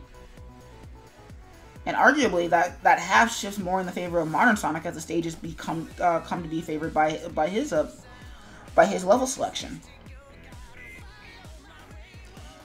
Gabe writes, "Oh, Skip, you're a JoJo fan." Yes, I am. In fact, it was your suggestion to put my JoJo fan arts on Reddit that kind of got me a lot of upvotes on Reddit. What's up, Gabe? And no, I haven't checked out the live action version of Diamond is Unbreakable. I really should, but I can't find the time, and I also don't have the faith. And you can still see his ear here, so cool.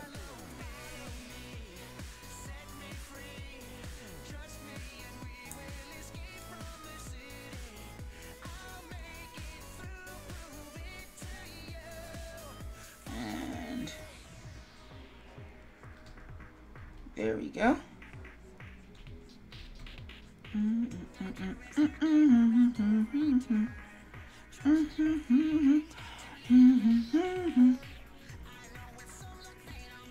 whoop, whoop.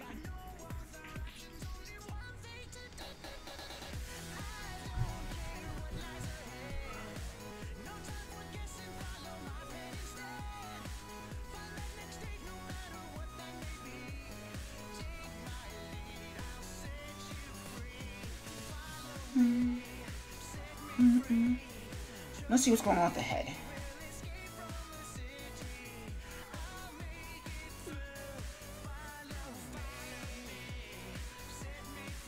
Alright, so there's a problem here.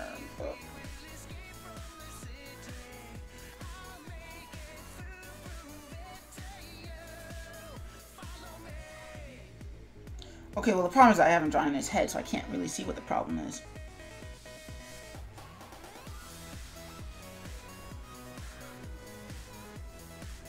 let's draw in a head shape. Or the closest facsimile I can get to a head shape.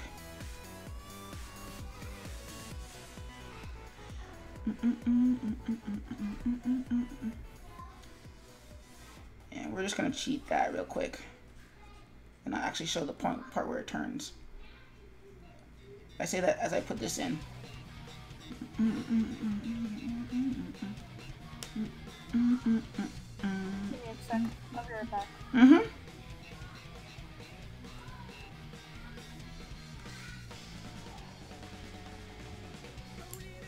Alright, let's see what that looks like in... That should be fine. Yeah, that's great! Alright, so... We're gonna stretch the arms out a little bit.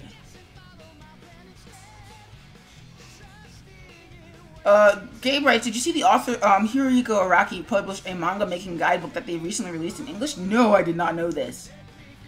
Wow, that's cool. Yeah, I did not know that.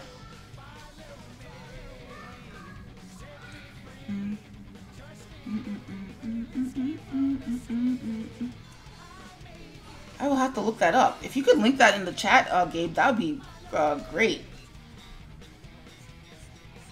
Check it out on my next break. So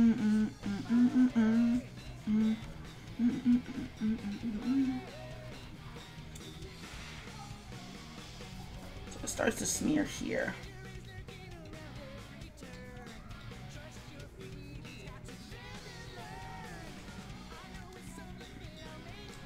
Alright, there's too many frames back here, so let's bring that back a little bit.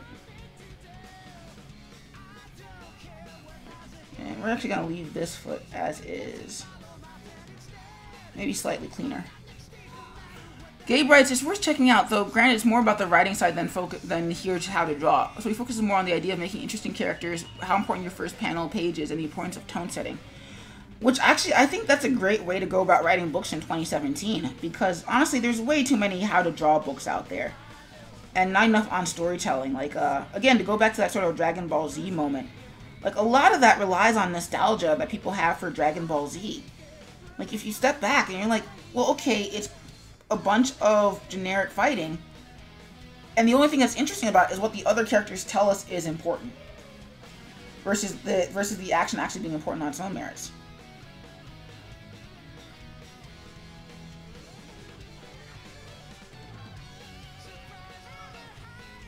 I think we're going to have to leave that as is.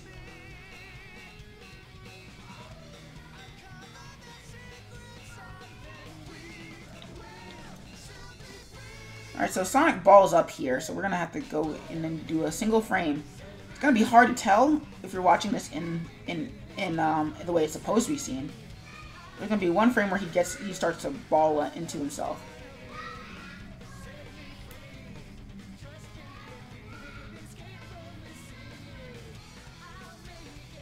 And of course, my niece is having fun with all the people in the house that she is not the focus of.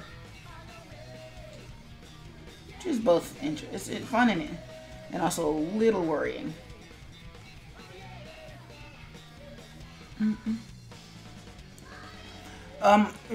Gabe writes, I would love for more manga writers to write about their writing process, especially for long runners like One Piece or Berserk, where you're writing a single story for decades. Well, and there's the rub, Gabe, is that as much as people like you and me love hearing about other people's writing process, it's not visual, so most people don't care. And unfortunately, the manga makers know this. So the books are for dedicated readers like you and me, but it kind of relies on audiences to sort of want to self-educate. And unfortunately, most people don't want to, which kind of sucks a lot. Like, most people want to just have their story be spoon-fed to them and then not have all the pieces, like, not have all the pieces spelled out for them at the same time. It's very frustrating. So I can see why the market for writing books is not as big as the market for drawing books. which again, it really sucks. Because my question is, it also means that writing isn't really fun to stream, sadly. I don't know. What I would recommend is check this person out. Caster Rain Novel. Let's see if Rain Novel's got a, Rain's really cool, but Rain actually runs a writing stream. So if you ever got the time and you're interested in seeing somebody run a writing stream, and actually a pretty successful one at that, you should totally check out Rain Novel's writing stream. He's currently in the process of writing his own novel, and one of the fun things was that, like, I think right after I finished my stream on Saturday, I was basically just kind of I was basically editing his thing as he was going along. And became this really funny thing of, at some point I have to go to bed and I can't be editing for you anymore. So I don't know how far he got, but yeah, again, when you got the spare time, check him out. Like, one of the things I've noticed about stream though is that a lot of people make any subject interesting. Like, there's streams for all sorts. There's streams on cars and fixing cars. There's also, I forget his name. I was watching for like 5 seconds, but there's somebody who's actually streaming the making of his game. And basically what he's doing is he's actually streaming the coding of it. So it's all about how interesting you can make what you want to stream.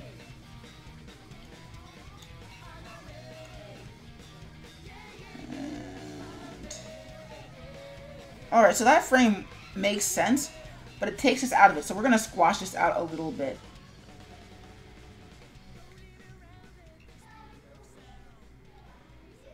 There we go. I forgot I muted myself the whole time. That was really stupid. It happens to all of us. I was like, why are you answering me? And then I look at it, I'm like, oh man, I'm muted. But I finished 2 comics. Nice! I finished one with the, you want me to tell you my finished comic? Because I don't know if I can send a picture. What you can do is upload it directly to the Discord and people can check it out there. From a camera and I don't have a phone, and then it's going to tell me the file space is too big. Ah, yeah. That's an issue. I would rather you save it, mostly because I'm not really... I gotta admit, I'm not really fond of listening to people's descriptions of their stuff, especially in a visual medium. Like, I'm usually more akin... I'll send a picture, or try to send a picture. Awesome.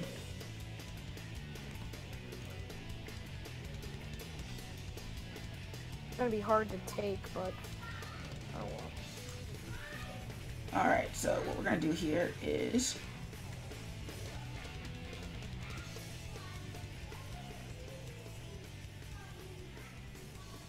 actually have Sonic. So I'm gonna have to go into that other frame where he's bouncing.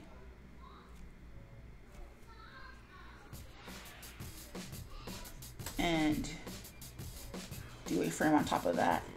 On a related note, if you are working digitally, please save, because nothing is worse than working digitally and losing all of your information. Actually, I'm going to start working digitally. These only 2 comics are just going to be just comics. And I'm going to start making comics digitally with my Paint, Microsoft Paint. Cool. But I think it would be easier, in my opinion. Well, that's the funny thing, is that usually the amount of skill it takes to get good with anything means that there's almost no easier method. Like, by the time you get good enough... Huh? Oh, even for comics. Like, like, if it was entirely easier...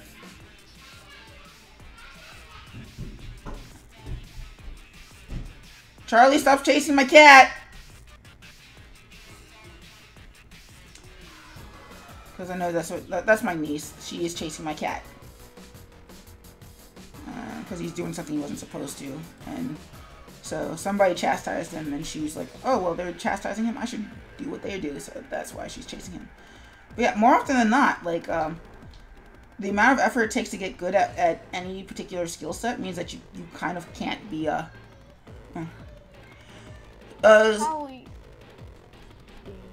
Gabe writes, out of curiosity, Skip, what was the first thing you ever made in Flash?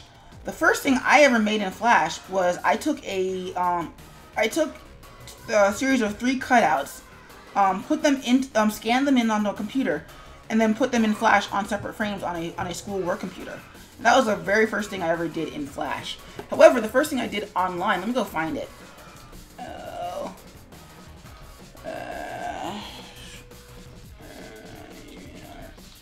.com. Let's see if I can find the very first Flash animation I ever made. It's not very good. But I mean, that's sort of the point, right? Okay. Let's see. All. There shouldn't be too many of them.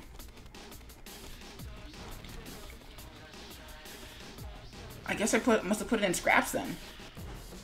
Oh, wait, no, here it is. Copy. And paste. And that was the first quote-unquote Flash animation I ever made.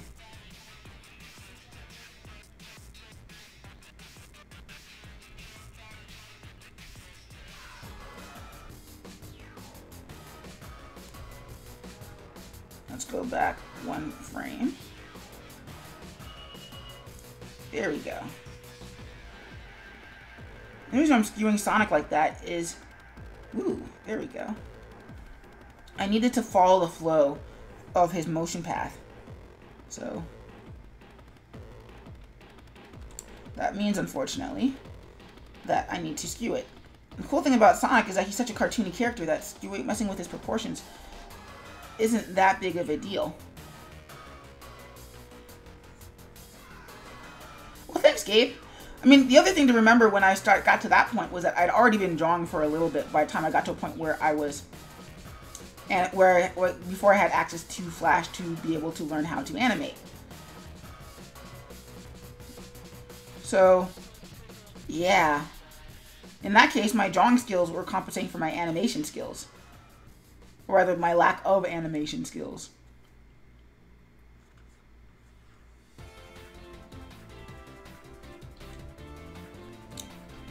I mean, that's usually how most skills work, is that usually your skills in one area compensate for your lack of skills in another area. At least until they build up enough that they can stand on their own. Let's see.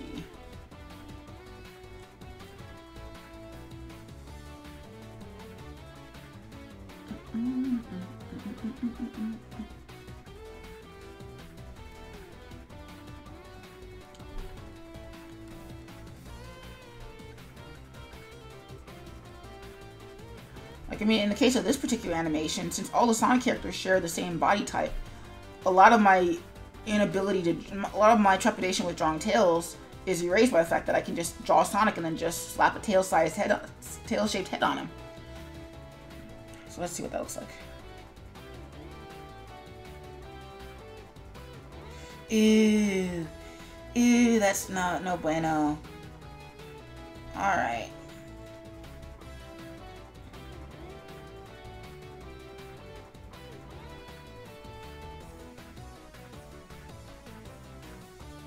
Let's see what that looks like.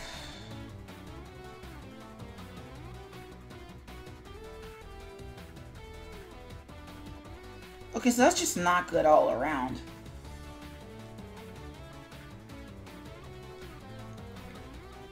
I might just have to get rid of this frame.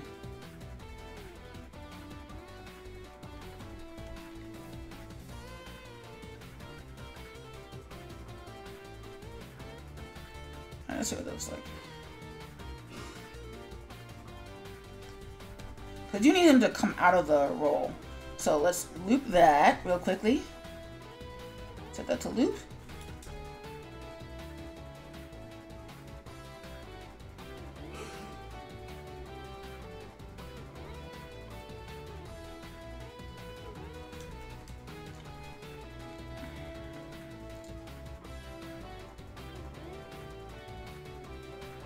So we need a frame in between here because that feels choppy.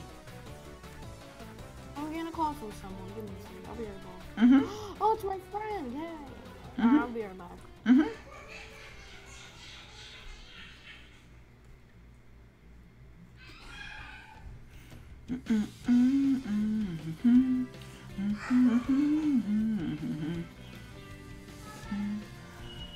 Come on, Flash.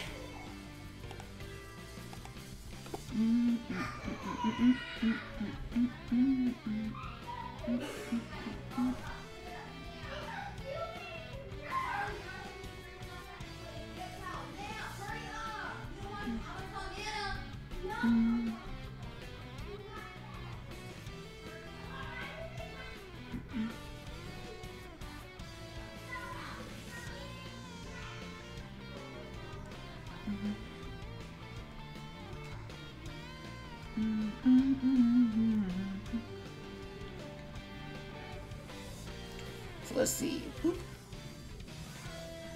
Okay, that's not good. Oh, because I'm 1 frame too early. I can't see what I'm doing. That's a problem.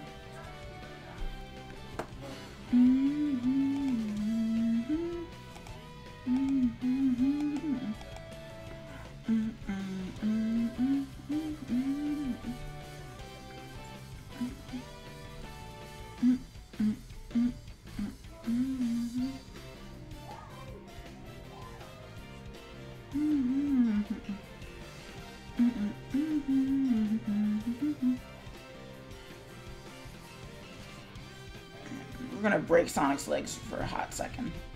It's okay. He doesn't really have any visible knees anyway.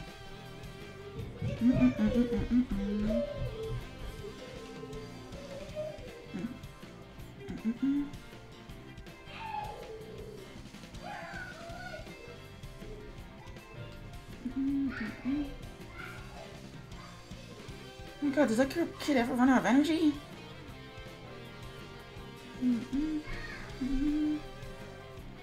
I do not remember having that much energy when I was my niece's age.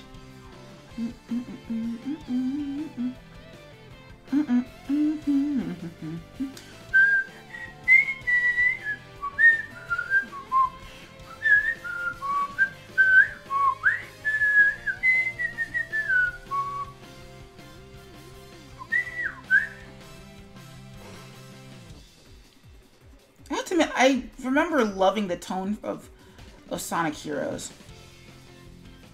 I kind of wish it's not. I kind of wish.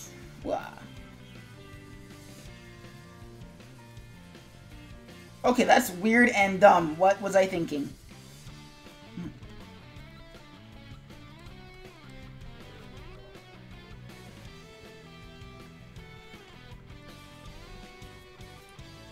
There we go.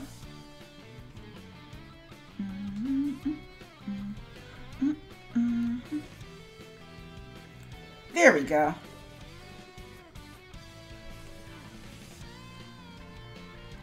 And then put a head out there, because we want to keep an arc. Man, this is actually moving a lot slower than I thought it would.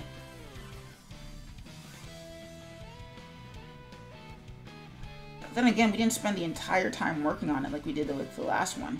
And I'm probably not going to do what I did on Saturday, which was to work until 11. So there's that too. Still. And let's bring the feet in.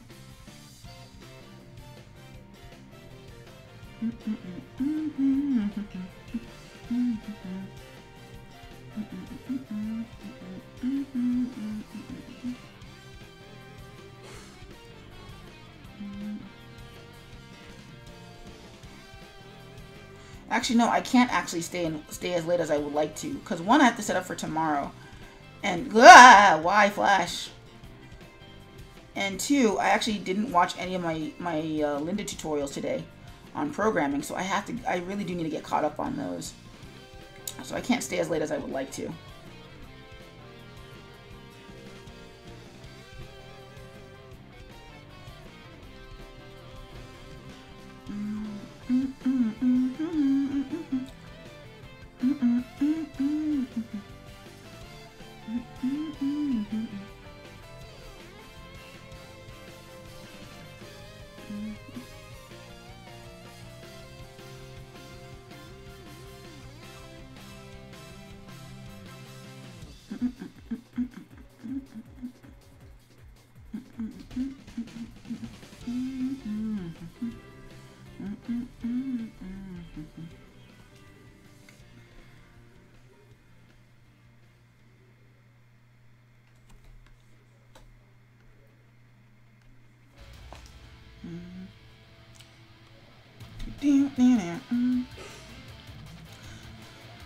So, out of curiosity, Gabe, what's your favorite?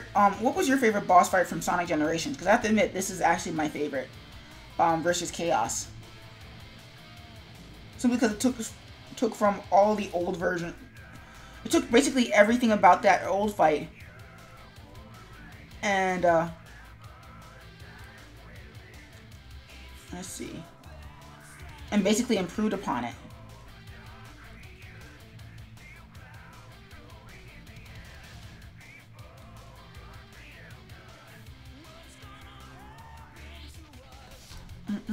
You take all the moves with me all.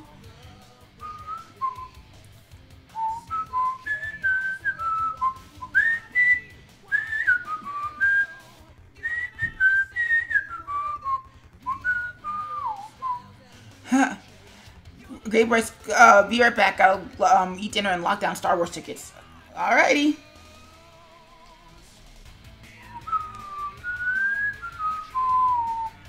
Ooh, that reminds me, did the trailer hit yet?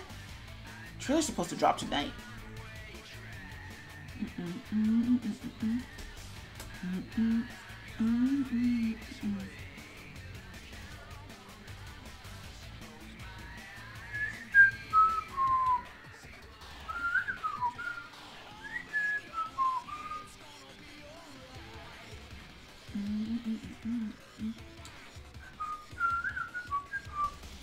Ancient cities blazing, shadows keep attacking. Oh, it's got lyrics. I'm really bad at singing lyrics entertainingly. I keep forgetting I need to stop trying to do that.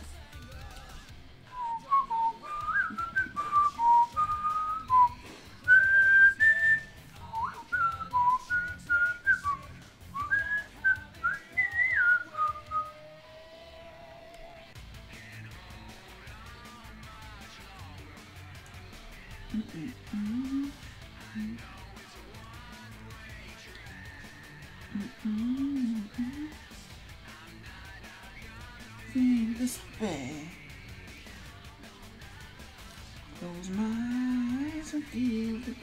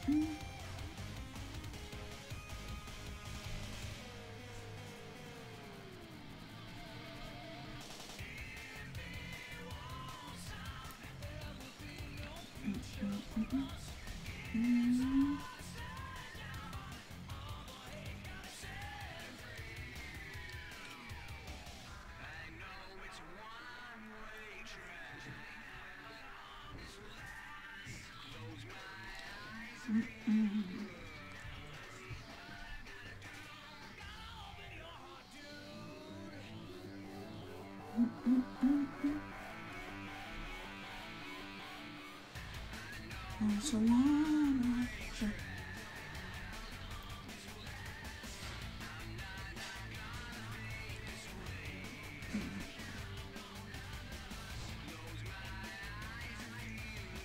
Alright, before I get to that,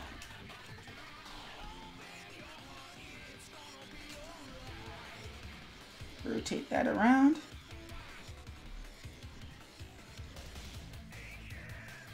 Rotate that around.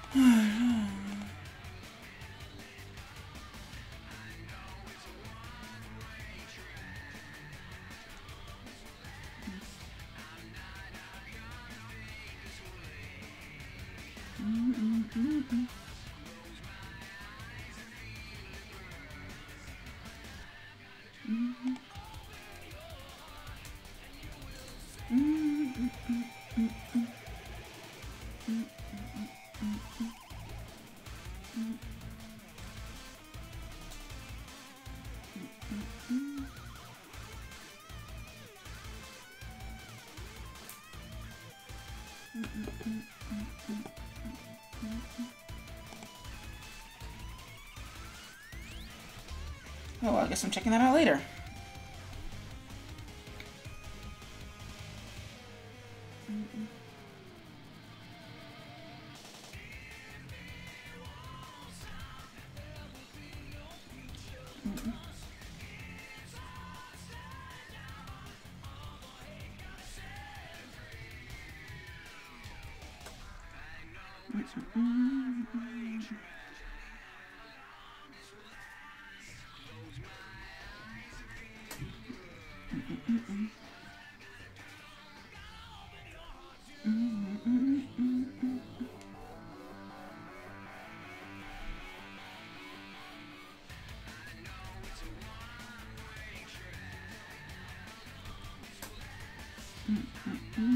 Gonna think this way.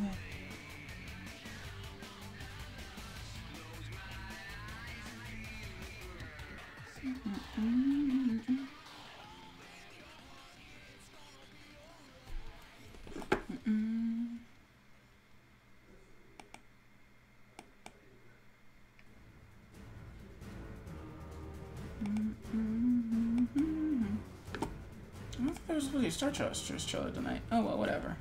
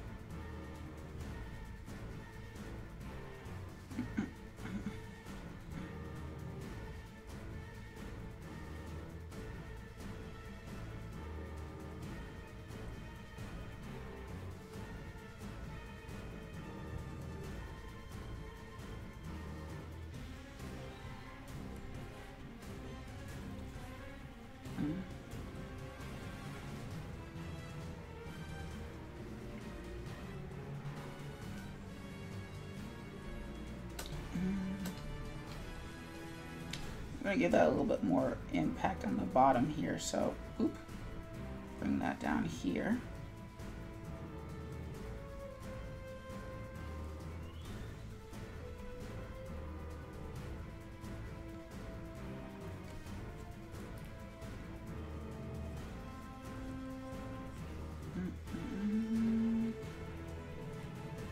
Sometimes you have to improvise with what you've already done.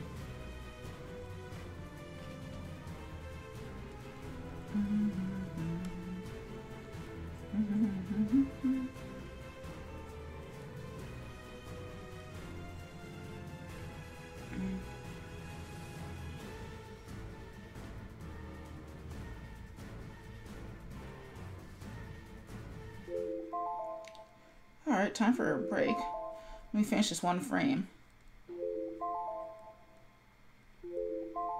Okay, shut up, alarm.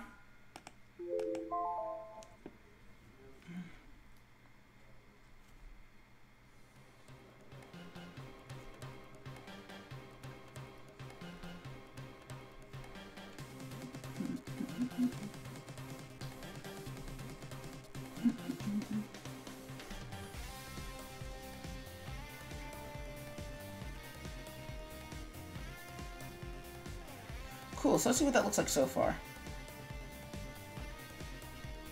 Delete that.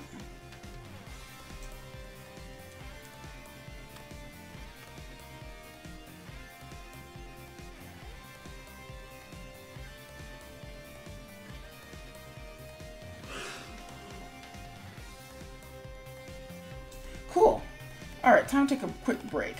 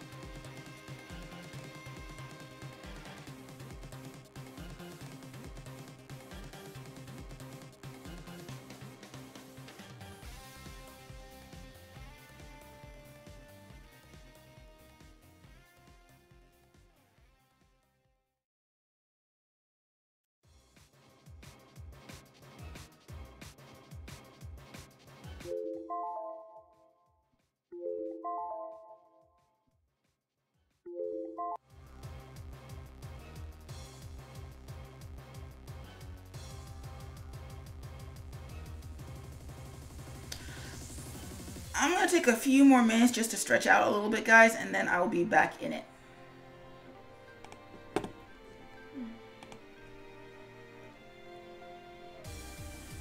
Although in the meantime, you guys can still see what I'm working on, so...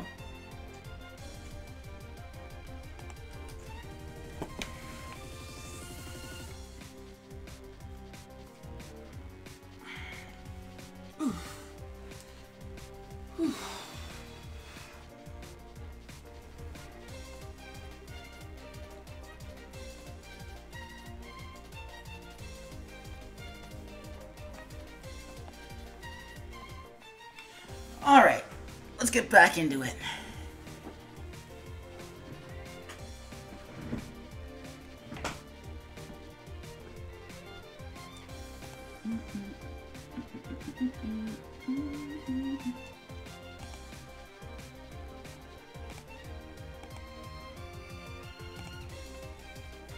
Alright.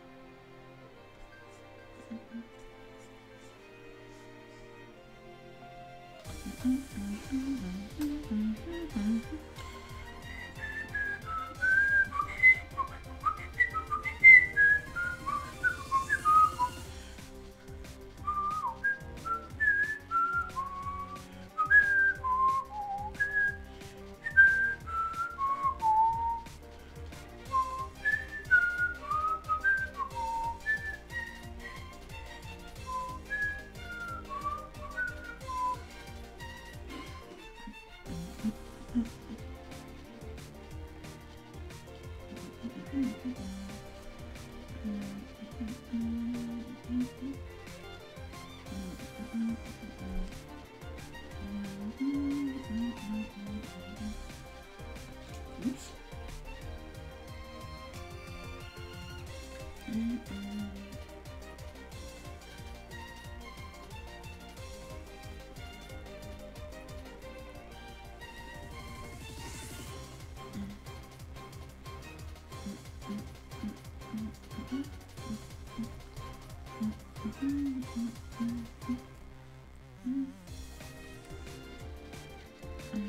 Okay, I didn't mean to do that, I just didn't mean to do it like that.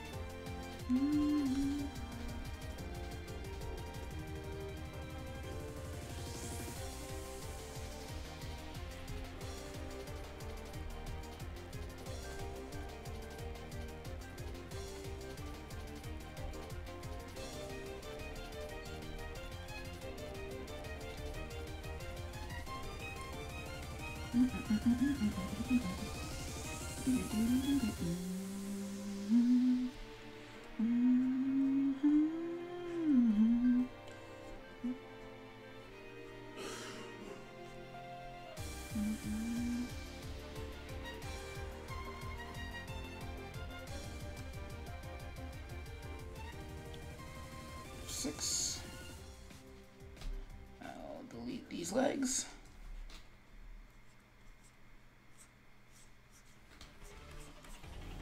Ooh, versus Silver the Hedgehog.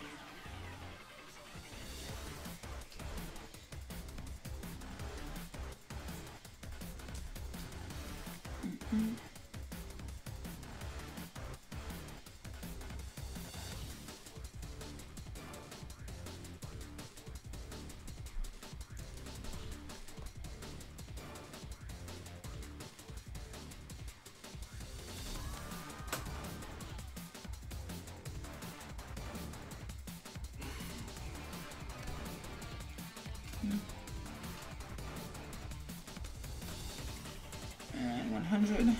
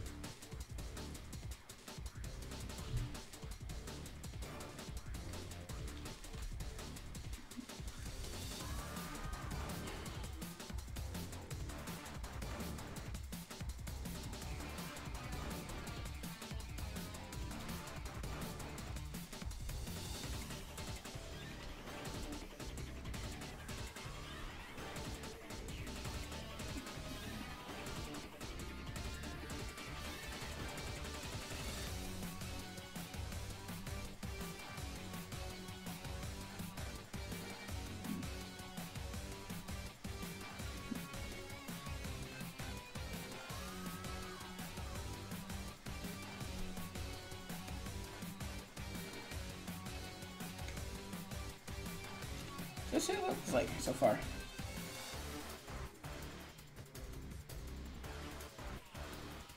Cool.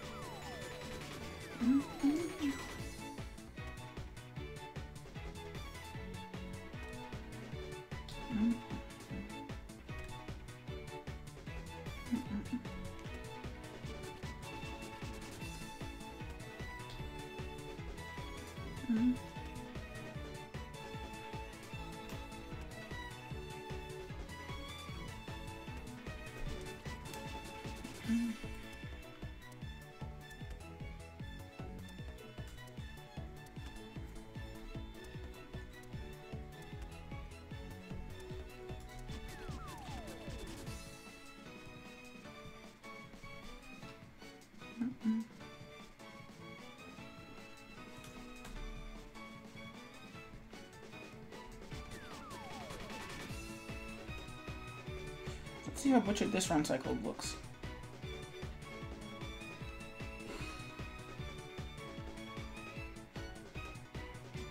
Oops.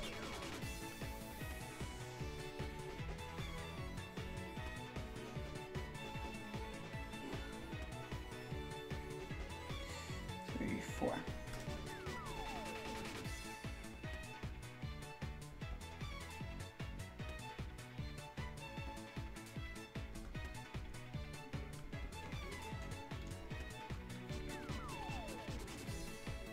So that's better off just trying to replicate the one that came before it as best as it can.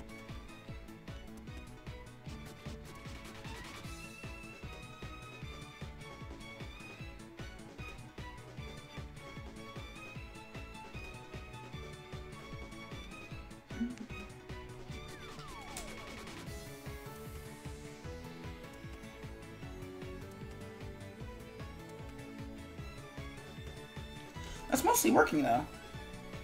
Let's make that red. Cool.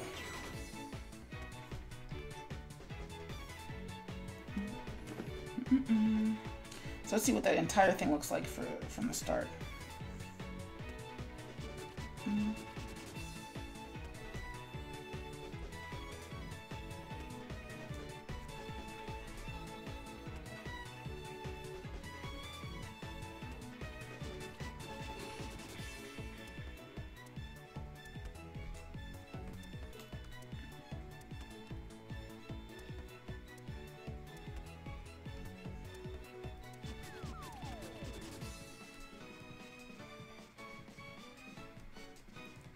That's because something is bugging me.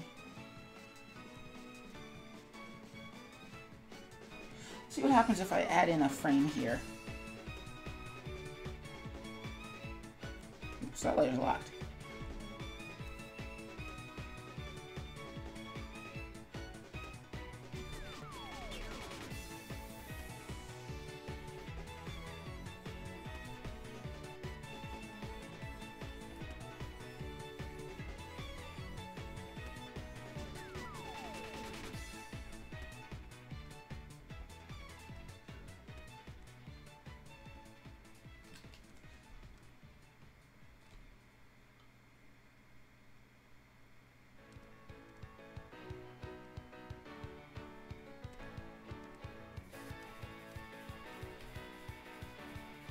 Gabe writes, alright, I'm back.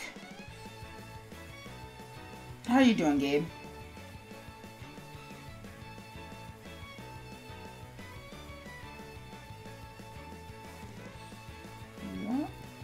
Hello again. Hey, Shadow, how you doing? Friend, she finally got on after a while. That's good. I did another I tried doing a digital comic. It's not working out well. I might just go buy a new, like a what's it called? Drawing tablet. What type do you have exactly? I am currently working off of a Cintiq Companion 2. Those are like super expensive. And by super expensive, I mean in the thousands of dollars. So, and honestly, I wouldn't recommend picking up a Cintiq companion unless that's like something that you want to do for for a fact that you want to do for the rest of your life. Which a lot of people, they think that, even like older than you, think that. So I would hold off on that. What I would recommend for you is either getting your hands on an Intuos or a Bamboo. And that's usually what people... Lucky. Can you send me links to it? Sure. Give me a second. I was doing some stupid stuff. Like I broke a pencil in half, and I sharpened like the broken half, and now it's extremely short. Oh, it happens. Okay, so that actually works as a loop. That works a lot better. So shift F6, F7, loop that, and I gotta clean my pencil sharpener because it's really dirty after dumping out all the shavings. Gabe writes, if you want a good starting tablet, go for a Wacom Bamboo. Just don't do what I do and forget to change the nibs on yours for years. Well, if you take good care of it, you almost never need to, but that might just be me.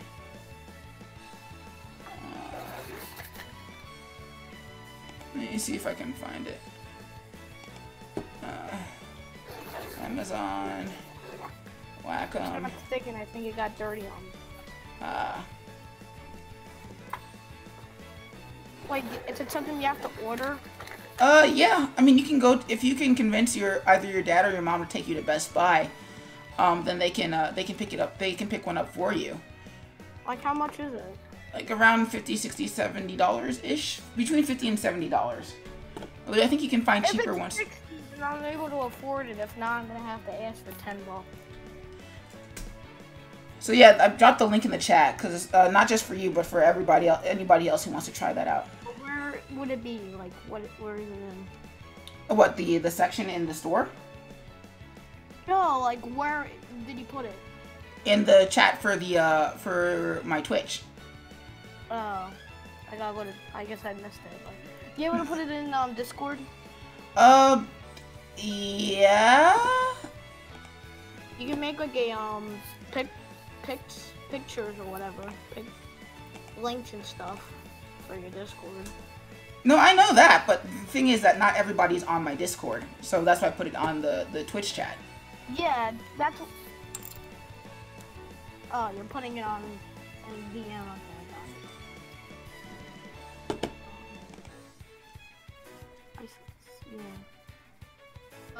It's basically you said it's in Best Buy, right?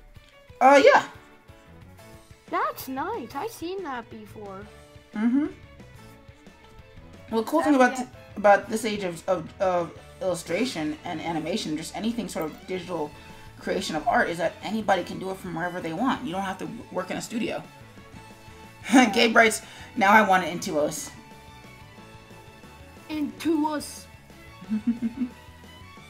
So I've been using my Surface for art recently.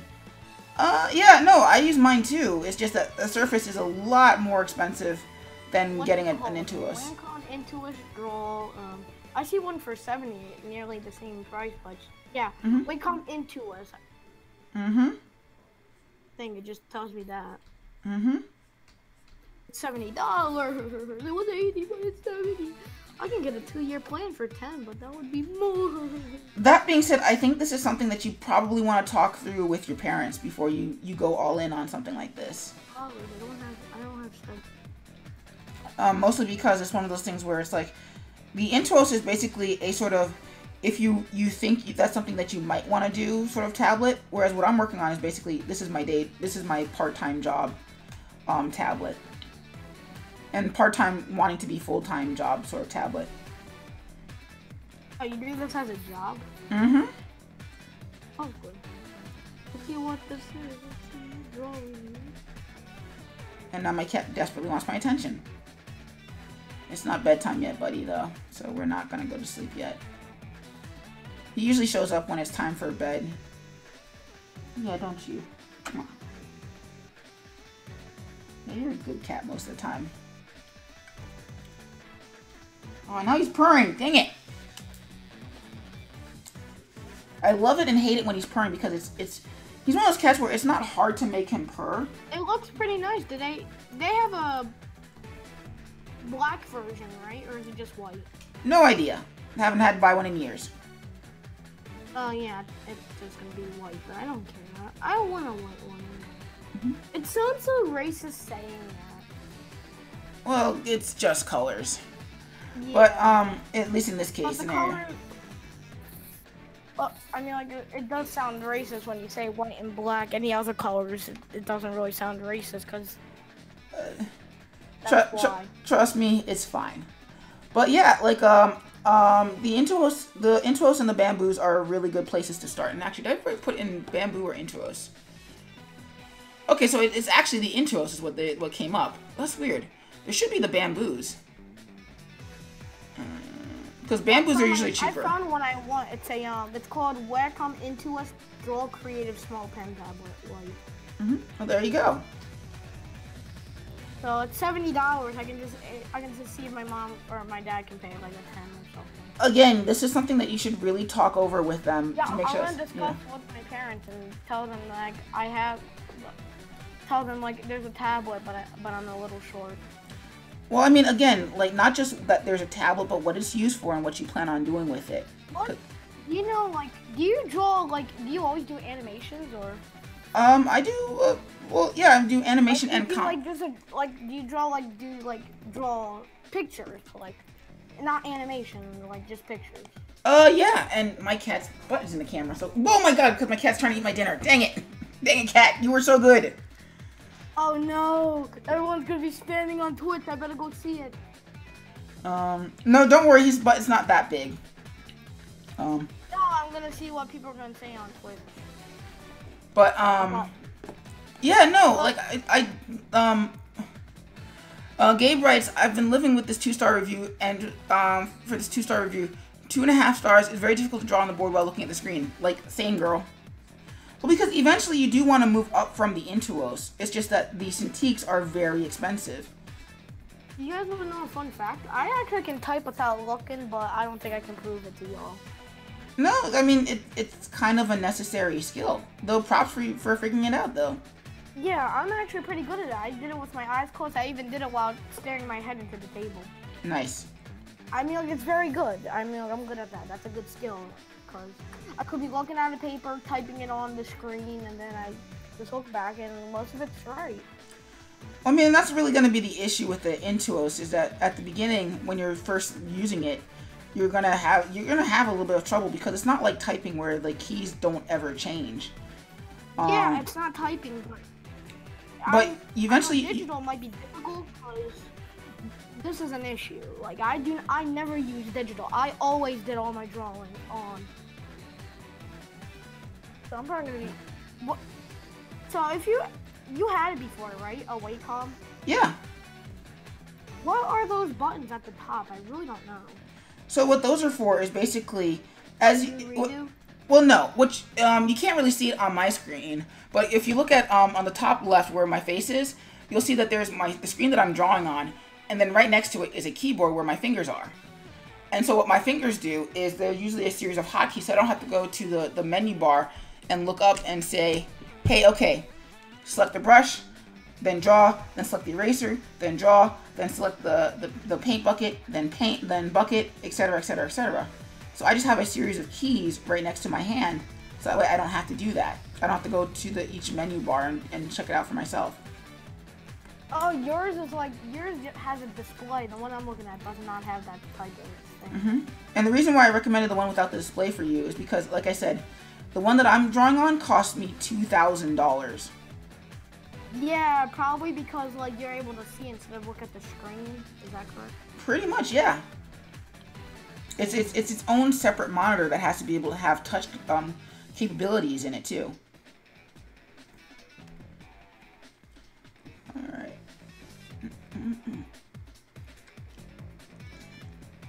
But yeah, the more you do it, the better you get at it. In fact, the animation I showed I showed the stream was actually done on a Bamboo. This was like 10 years ago, I think, at this point. Yeah, that was 10 years ago. Wow, it's been a while.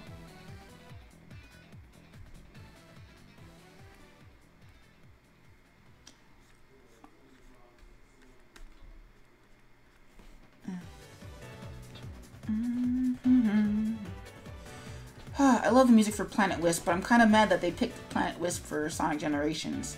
I'm gonna Google parts of a drawing tablet or something and see what stuff is at the top still, because I'm not very good at listening. I'm sorry. Well, you're 13-ish. It happens. Yeah. I'm looking at what parts of. Parts of a Wacom. I'm looking at parts of it to tell. Say what it is for or whatever.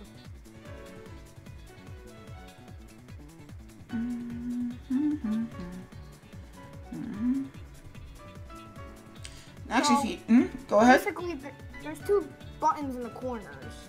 Mm-hmm. That's why I'm confused, because I don't know what they do. I'm gonna cheat with this frame, and I'm not gonna actually redraw it. I'm just gonna shrink it down. There we go. But basically, what does it do again? They serve out what's called hotkeys. And hotkeys are basically and commands. Yeah. Like, They're shortcuts, yeah. Like, so basically, I can set it to like a command or something. Pretty much, yeah. I will set it for undo and redo. That's what I will do. Eventually, you start to have more. Gabe writes, the main problem I have going from traditional to digital is a lack of real friction. I guess. So when drawing digitally, it picks up mistakes a lot easier. They do different things depending on the programs and settings, and that is true. Yeah, no, there is a surprising lack of friction in most pen tablets, which is a little bit frustrating. And let's make that. Yeah, go ahead. By the way, I'm going to my mom's tomorrow, so if I do have I might be fine just talking to you. Well, the thing to remember is that I'm also going to be a little bit busy myself. I don't just stream. Yeah, I know. Like I can understand that. You're like a lot of people are busy. Mm-hmm. So yeah, you can either DM me or you can message. You can leave a thing in the Discord. In fact, it's better to leave a general message in the Discord rather than messaging me. Well, I don't message your I don't really DM you because I just feel like I'm like just interrupting or something. Yeah, well, no, just drop it in the general section of the Discord, and people can answer, and other people who are not me can answer the questions too. So, I'm gonna have to talk to my mom about this tablet, but thank you for telling me about this, because I do like. It's very interesting seeing digital, like people do like this stuff on digital. Oh yeah, well, the point of digital, or at least what the point of digital should be, is to improve on traditional. And what most people end up doing is they end up using it as a crutch, which is a little frustrating. The reason I would switch to digital, I'm sorry, and basically it would be because like it's very hard to erase something. So if I basically like, for example, if I like was drawing a cartoon character, then I make a line that's not supposed to be there, it erases and it leaves like smudge marks, and it's not gonna look very good art. Well, I mean, you can. What usually ends up with digital is that actually people on digital tend to prefer to have those smudge marks. The key is to learn how to both draw and learn how to erase properly, so that the smudge marks serve as guides rather than having to redraw from memory. Like you'll see that a lot in what I'm doing with my Sonic thing. Where like I'm not so much erasing as I'm redrawing on top of what I've already got. I need to watch what this guy is doing. I'm watching a video of. That's really stupid on how kids do that. Like, I'm watching a video of I read the description. It said, like, some kid on the bus, like, threw a Gatorade bottle out of some guy's car out the window. That's very stupid. Well, we all do it. I had an incident before where I was on, like, my bus, and a bus was coming by. Some kid threw a water bottle, and it actually splattered everywhere. Ah, that's not good. All over the window and everything, and they had to move someone, like just cause, and then they had to move them back to where they were originally was, cause of that kid who threw a water bottle at the bus. And then like the next day, the guy's like, "Hey, that's the bus," and then the bus driver like knocks on the window, he's like, "Some kid threw a water bottle at my bus." Well, because the reason why people do that is because they don't feel like there's consequences for them when they do it. You just get to do it. You get to see the reaction, and you don't have to deal with it. And another thing is, a lot of people on the bus would flip people off, and they thought it was funny. Well, again, no consequences. Agent DJ writes, "Hola, Skip." Hey, Agent, how you doing tonight? Hello, everyone that's in the stream. I'm sorry if I am interrupting chat or if I'm distracting him. I do apologize. No, you're good. But welcome to the stream, fellas and agents. How are you all doing today? Invading the stream, am I? Nah, that was a very good intro. Yeah, I don't want to be invading the stream. This is not my stream.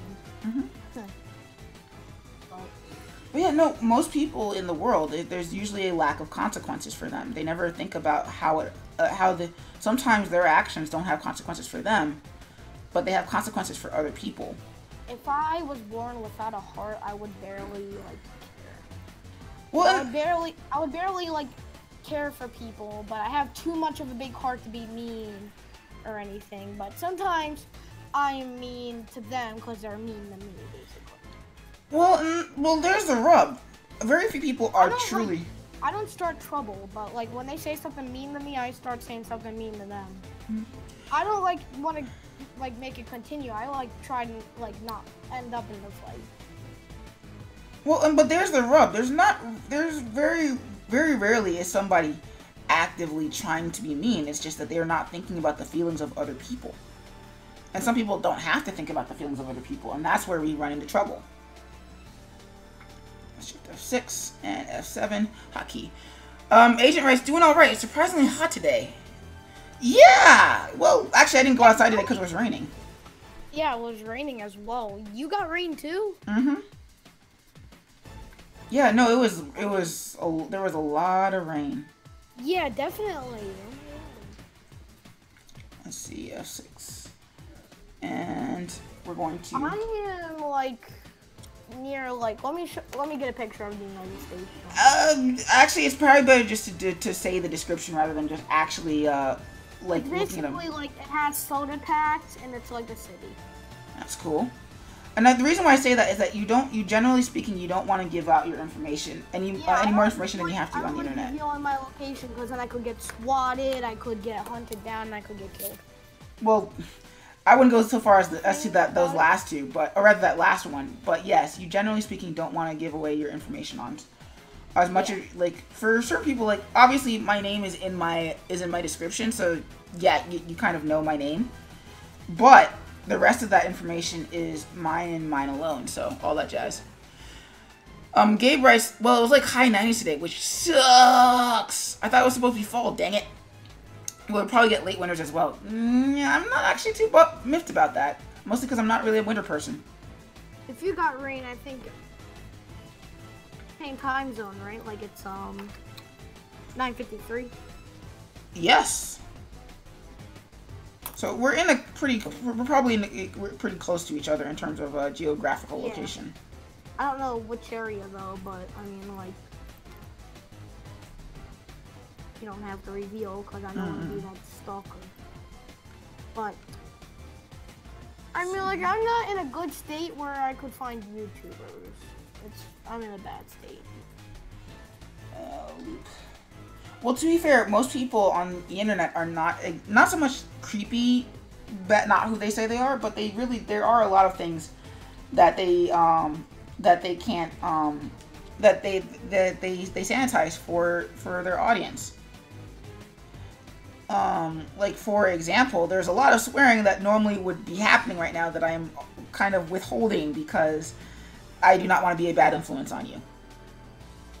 Yeah, I really don't like cursing, but I'm like, I don't want to say I'm addicted to it, but I don't like swearing.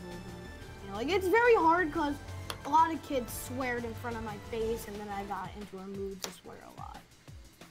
It's very hard, like it's difficult because like a lot of people think it's cool to just say some mean things in my face. Yeah.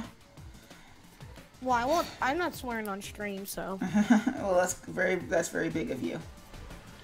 Because you might be a kid-friendly channel or kid-friendly stream or channel or stream. I don't know my grammar.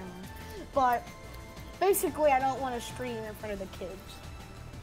Well, the issue is you want to be somebody that, and it's the issue of responsibility. If responsibility was an obligation, nobody would take on the things that come with that responsibility.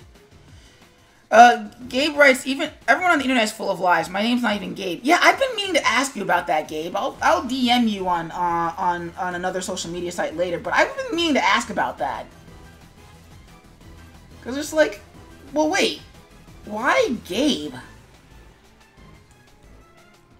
I do a lot of stupid things. I like do trolls and stuff sometimes on Twitch, but I mean, like sometimes I also like coming to chat to you guys, and yeah, I don't want to troll you, but. Well, the thing is that those things actually have consequences. Like I used to offer song requests, but I sort of stopped because either the well, one person actually posted a racist song, and I was like, why? And then a few other times, it was basically the music didn't really fit the mood I was going for. So I decided I was just gonna not offer music anymore, which sucks because like one of my favorite followers, Best Ever, has some great recommendations for music, but if I offer it to him, then I have to offer it to everybody, and I don't really feel like that. So yeah, I would not. I mean, like, song requests are great enough, but people could, like, post those, like, But my trolls aren't usually, like, song requests or anything, but that is a good troll. Well, the thing with trolling, though, is that Louis C.K. has a good bit about this, about internet interaction, is that, and this isn't saying that you specifically, but basically sometimes trolling in general, you don't get to decide how other people are affected by what you do. Well, on I mean, the like, internet. it's not really anything mean, but I mean, like, sometimes it's just funny. But I mean, like, I don't think it's funny to do it to them, but. Well, we've all been in a spot where we've said or done something that we thought was funny, and the person who has to deal with it did not think it was funny. And that's where we get that whole idea of people being quote unquote sensitive. Because the things that affect us because the things that affect them don't affect us, and we don't understand why it affects them. So the best thing to do is to try and put yourself in their shoes. Why would they think that that's hurtful? And most people don't really want to do that because it takes away the fun. What I'm trying to say is I don't like doing like those mean things. I like doing something like that would make somebody else laugh. Well, and of course, the easiest check is to have to make sure that whoever you're doing it to is cool with that joke. Like, that's why TV Tropes has that trope called N-word privileges, where it's like, yeah, like certain people, I don't agree, which is why you don't hear me saying it on stream, feel like they have the right to say the N-word, and they are around people who feel the same way. But the second that you don't know somebody, you should probably not say it. PewDiePie. Never gonna stop being angry about that. Well, I'm sorry to describe that to you, but I just want to like let you know that I'm trustworthy or something. Gabe. I wouldn't do something like that to people or like to anyone that I talk to. So Gabe writes, when you say something that might offend or upset somebody, even accidentally, it's better to just reflect on the comment yourself, apologize, and reconsider in the future, compared to some people who just double down on the offensive stuff. Yeah. And again, that goes back to that whole idea of some people will never have to face the consequences of their actions. That's one of the most depressing. I can tell you one troll I do, but I can save that on another day if you want me to do that. Sure. I mean, like, I don't want to, like, a lot of people might hate this person or something, and it might offend them. Oh, well, then you might want to just not. I think you should probably put a pin in that one for this one, for stream then. But don't worry about it. Yeah, okay. I have many other things I do, and like it's just that like sometimes I mean, like I don't like do it for me. I just think it's funny. Well, as long as you're considering like, how it's just like just stupid and everything. Well, as long as you're considering how everybody feels about it, before you say it, I think you'll be fine. I mean, like, it might be disgusting to some people, like the type of troll I do, but it's basically not really that disgusting once you see what I do. I think this is one of those situations where we kind of want to move on from that subject. Just because, like, you never know. And that's one of those things where you never want to know when you might start revealing a little too much information. But I do appreciate your candor and your honesty. Yes. So apparently there's supposed to be a new Star Wars trailer coming out tonight. Oh, really? Apparently. Gabe writes, so see any good recent movies recently? No, I keep putting off all my movies I'm supposed to be watching because I just can't find the time. Which is really frustrating.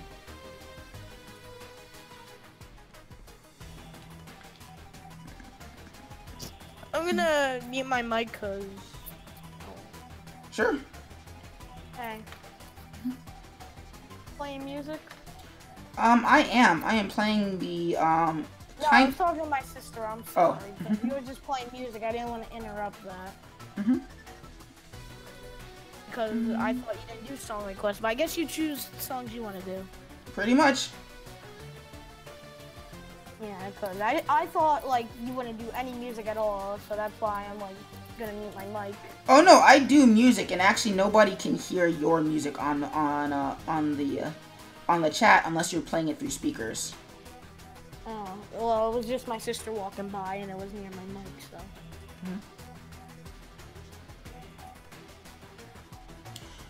so. Gabe writes, yeah, I feel you. Luckily, I just got a bunch of days off so I can get through this long stack of Blu-rays I have. Just finished watching Spidey Homecoming. Yeah, I still need to see that. Still need to see Spidey Homecoming. I'm told it's the best one so far.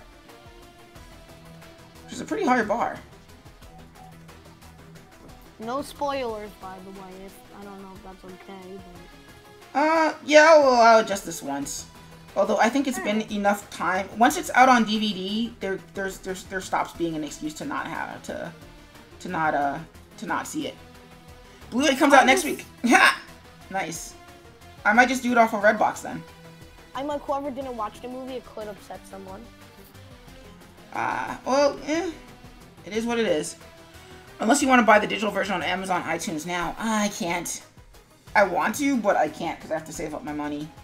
I don't get paid until this week, and even then, that paycheck is getting 2 big chunks taken out of it this week, and then there's another chunk that's being taken out in my next paycheck. Actually, there's 2 chunks being taken out of that. Wow, this entire paycheck season is just gonna hurt for a while. I'm gonna have to just take that extra hours. Yeah, that sucks.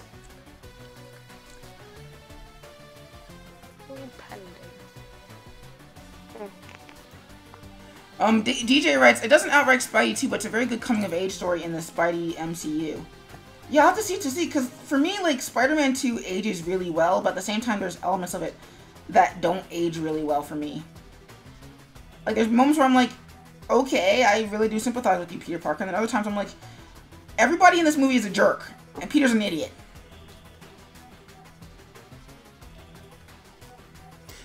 Gabe writes, I don't know if this makes sense, but I feel like I enjoyed Homecoming more in hindsight than I did watching it. Like, when I reflect on it, I think, man, that was a good time.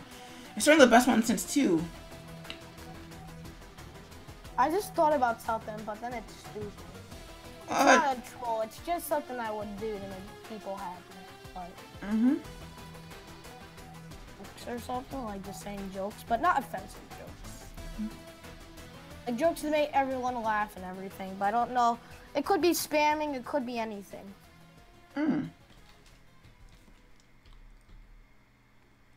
Like I just... Yeah, it's very confusing if... Like, it's just like... I just like post jokes in the chat. And not say them. Well, the easiest way to check whether or not your joke is working is you start with the ones that are very easy, that everybody can laugh to, not just like a certain group of people. And then you go from there and you start to learn more and more about the people in the chat. And then you start to realize what you can and can't get away with. And if you say something that you can't get away with, you apologize. Oh, good. Yeah. But yeah, you usually like there's very safe jokes. Like one of the easiest ways to test whether people's sense of humor is the dreaded pun or dad joke. Because those are mostly safe. It's gonna be like a B joke. A lot of people know those, don't they? I don't know.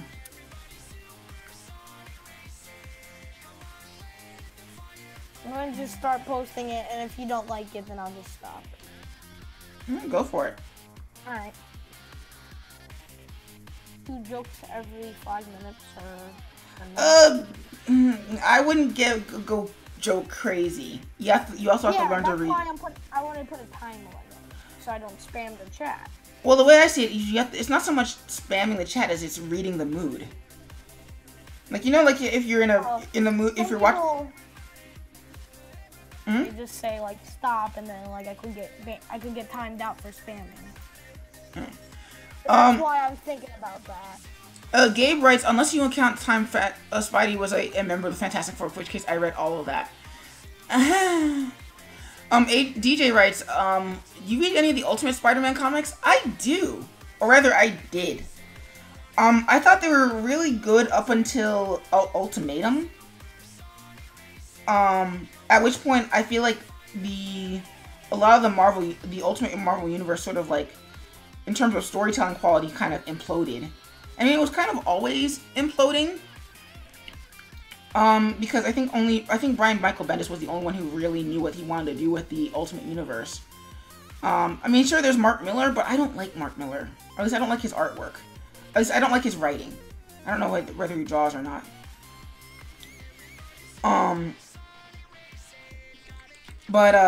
So it felt like Bendis was the only one who really knew what he wanted to do with that universe.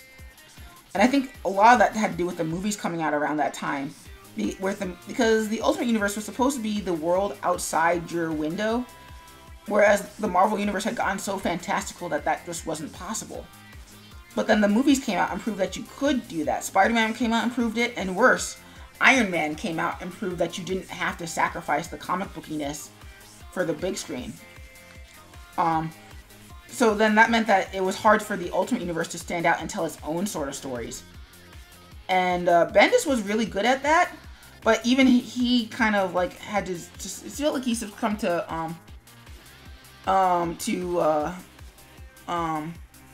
he kind of succumbed to the craziness of the Ultimate Marvel Universe. So like by the time you got to Miles Morales, there was a lot of really good setup, but I don't think there was a lot of good follow through, which is kind of disappointing. Because I mean, I like Miles, but I like other characters like Ms. Marvel more. Gabe writes, Mark Miller writes best when he has Matthew Vaughn take all the weird messed up stuff out of his comics and make them into fun movies. Agreed. Well, my problem with Mark Miller is that he writes like somebody who doesn't like what he's writing about. And more importantly, he writes like a very immature person's view of maturity. It's like, oh, we have boobs. Did you like boobs? Do you like boobs? We put boobs in my comic. You like blood? You like people dying? Is that what real adulthood is like? And I'm like, no. You can be adult and have fun and enjoy the silly stuff. Ironically enough, I think Mark Miller's best story is his Superman story, Superman Red Sun, and even that's got a few issues now that I'm thinking about it. So yeah, Mark Miller. But absolutely agree, Matthew Vaughn is the one who smooths out all of his rough edges. Which is a little bit off-putting. Alright, so let's see. Ooh, boop.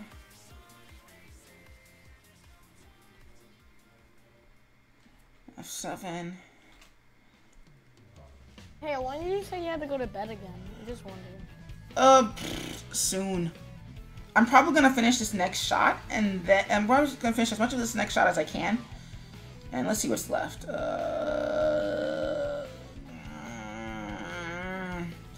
No, when the timer goes off, I'm probably gonna call it quits. Alright. Because I do have to pass out then. Which sucks.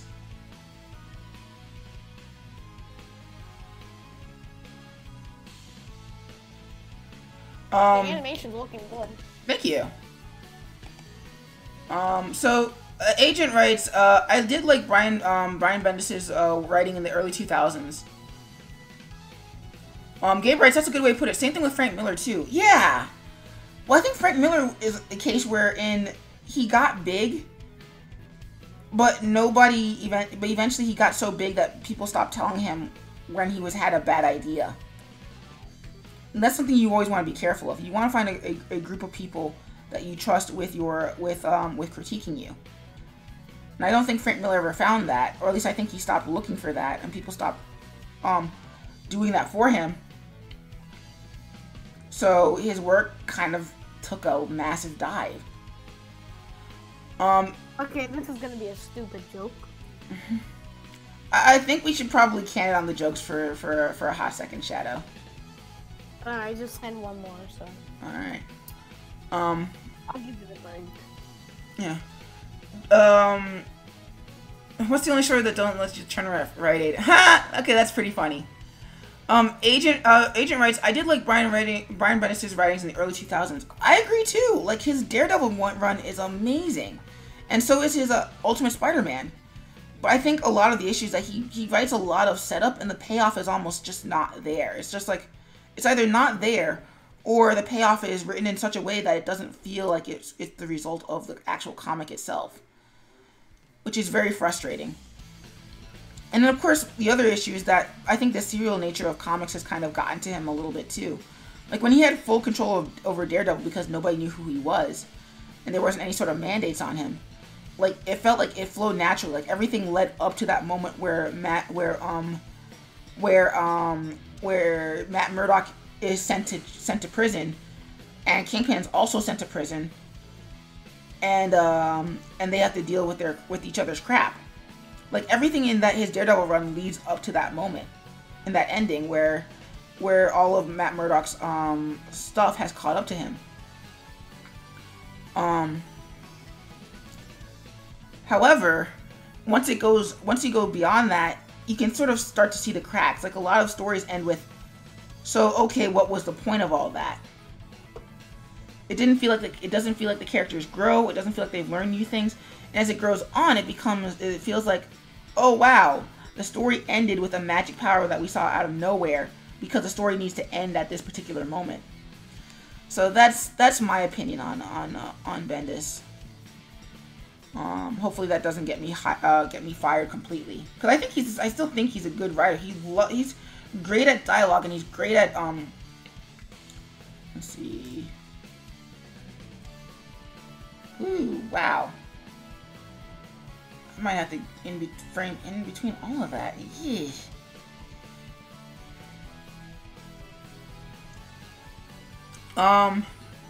Gabe writes, controversial opinion. Frank Miller's only really good work is Year One, and even that is flawed. That's a fascinating opinion. Can you back that up, Gabe? Because admittedly, I think I'm in a similar boat. Like, 300 doesn't age well. And I think the same could be said of Sin City to a certain extent. But I also haven't read either of those in a very long time. That being said, his Daredevil work is really good, though. I do like his book, Daredevil, Man Without Fear. That's a really good, that's a really good Daredevil thing. And I think if you were going to make a movie out of Daredevil, that's probably what I would make the movie of. I mean, don't get me wrong, Netflix Daredevil is really good. But if I was going to make a Daredevil movie, Man Without Fear is what I would adapt.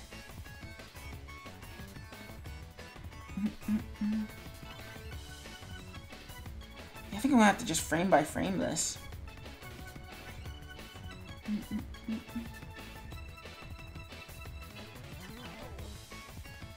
It's funny because, like, the song that we're listening to is one of my favorites from the Sonic Advance game. Not Sonic Advance game, but the Game Boy Advance game, Sonic Battle. Which, still have to go back and replay because, one, haven't played it in forever, and two, don't know if it still holds up.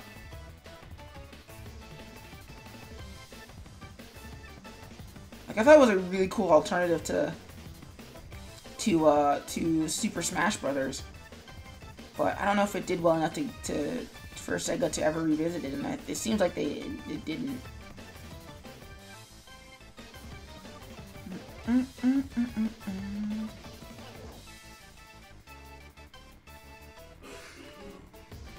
And bring that over there. Ah, didn't mean to frame all that.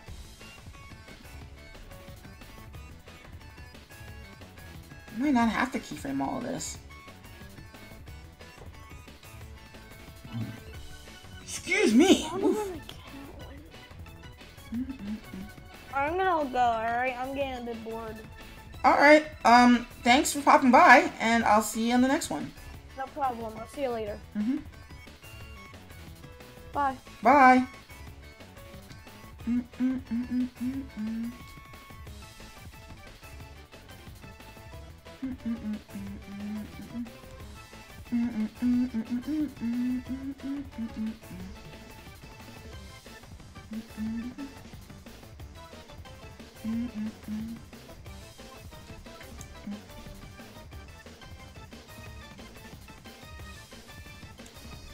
Alright, and put that there.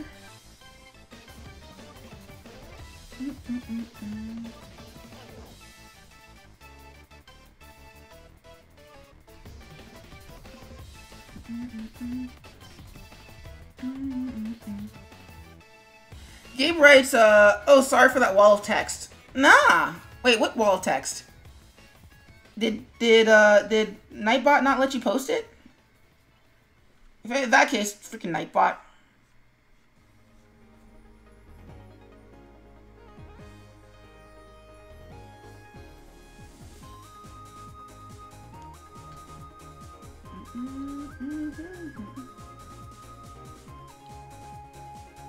It showed on my thing. I don't know if it's on your screen. No, it didn't pop up on my screen. So I didn't get the chance to see it. Unless you like posted it in Discord. I would hit refresh, but then I'd probably lose the entire message again. Maybe you just have to do it in chunks, Gabe?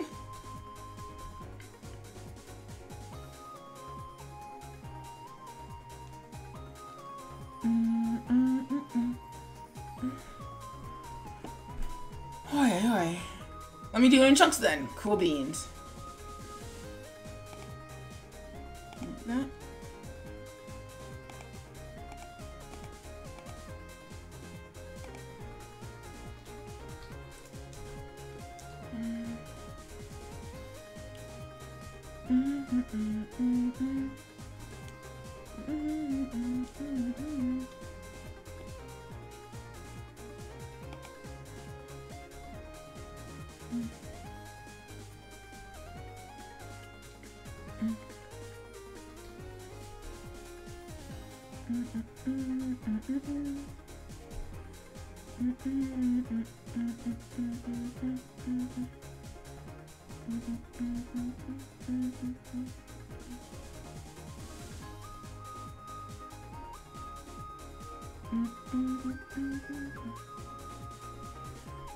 Let's see what that looks like.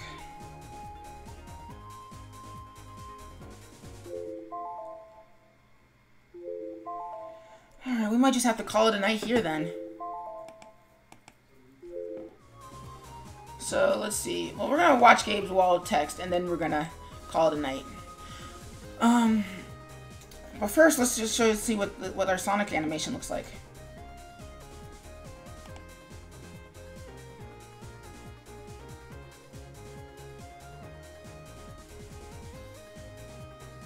That's gonna look so good when it's done.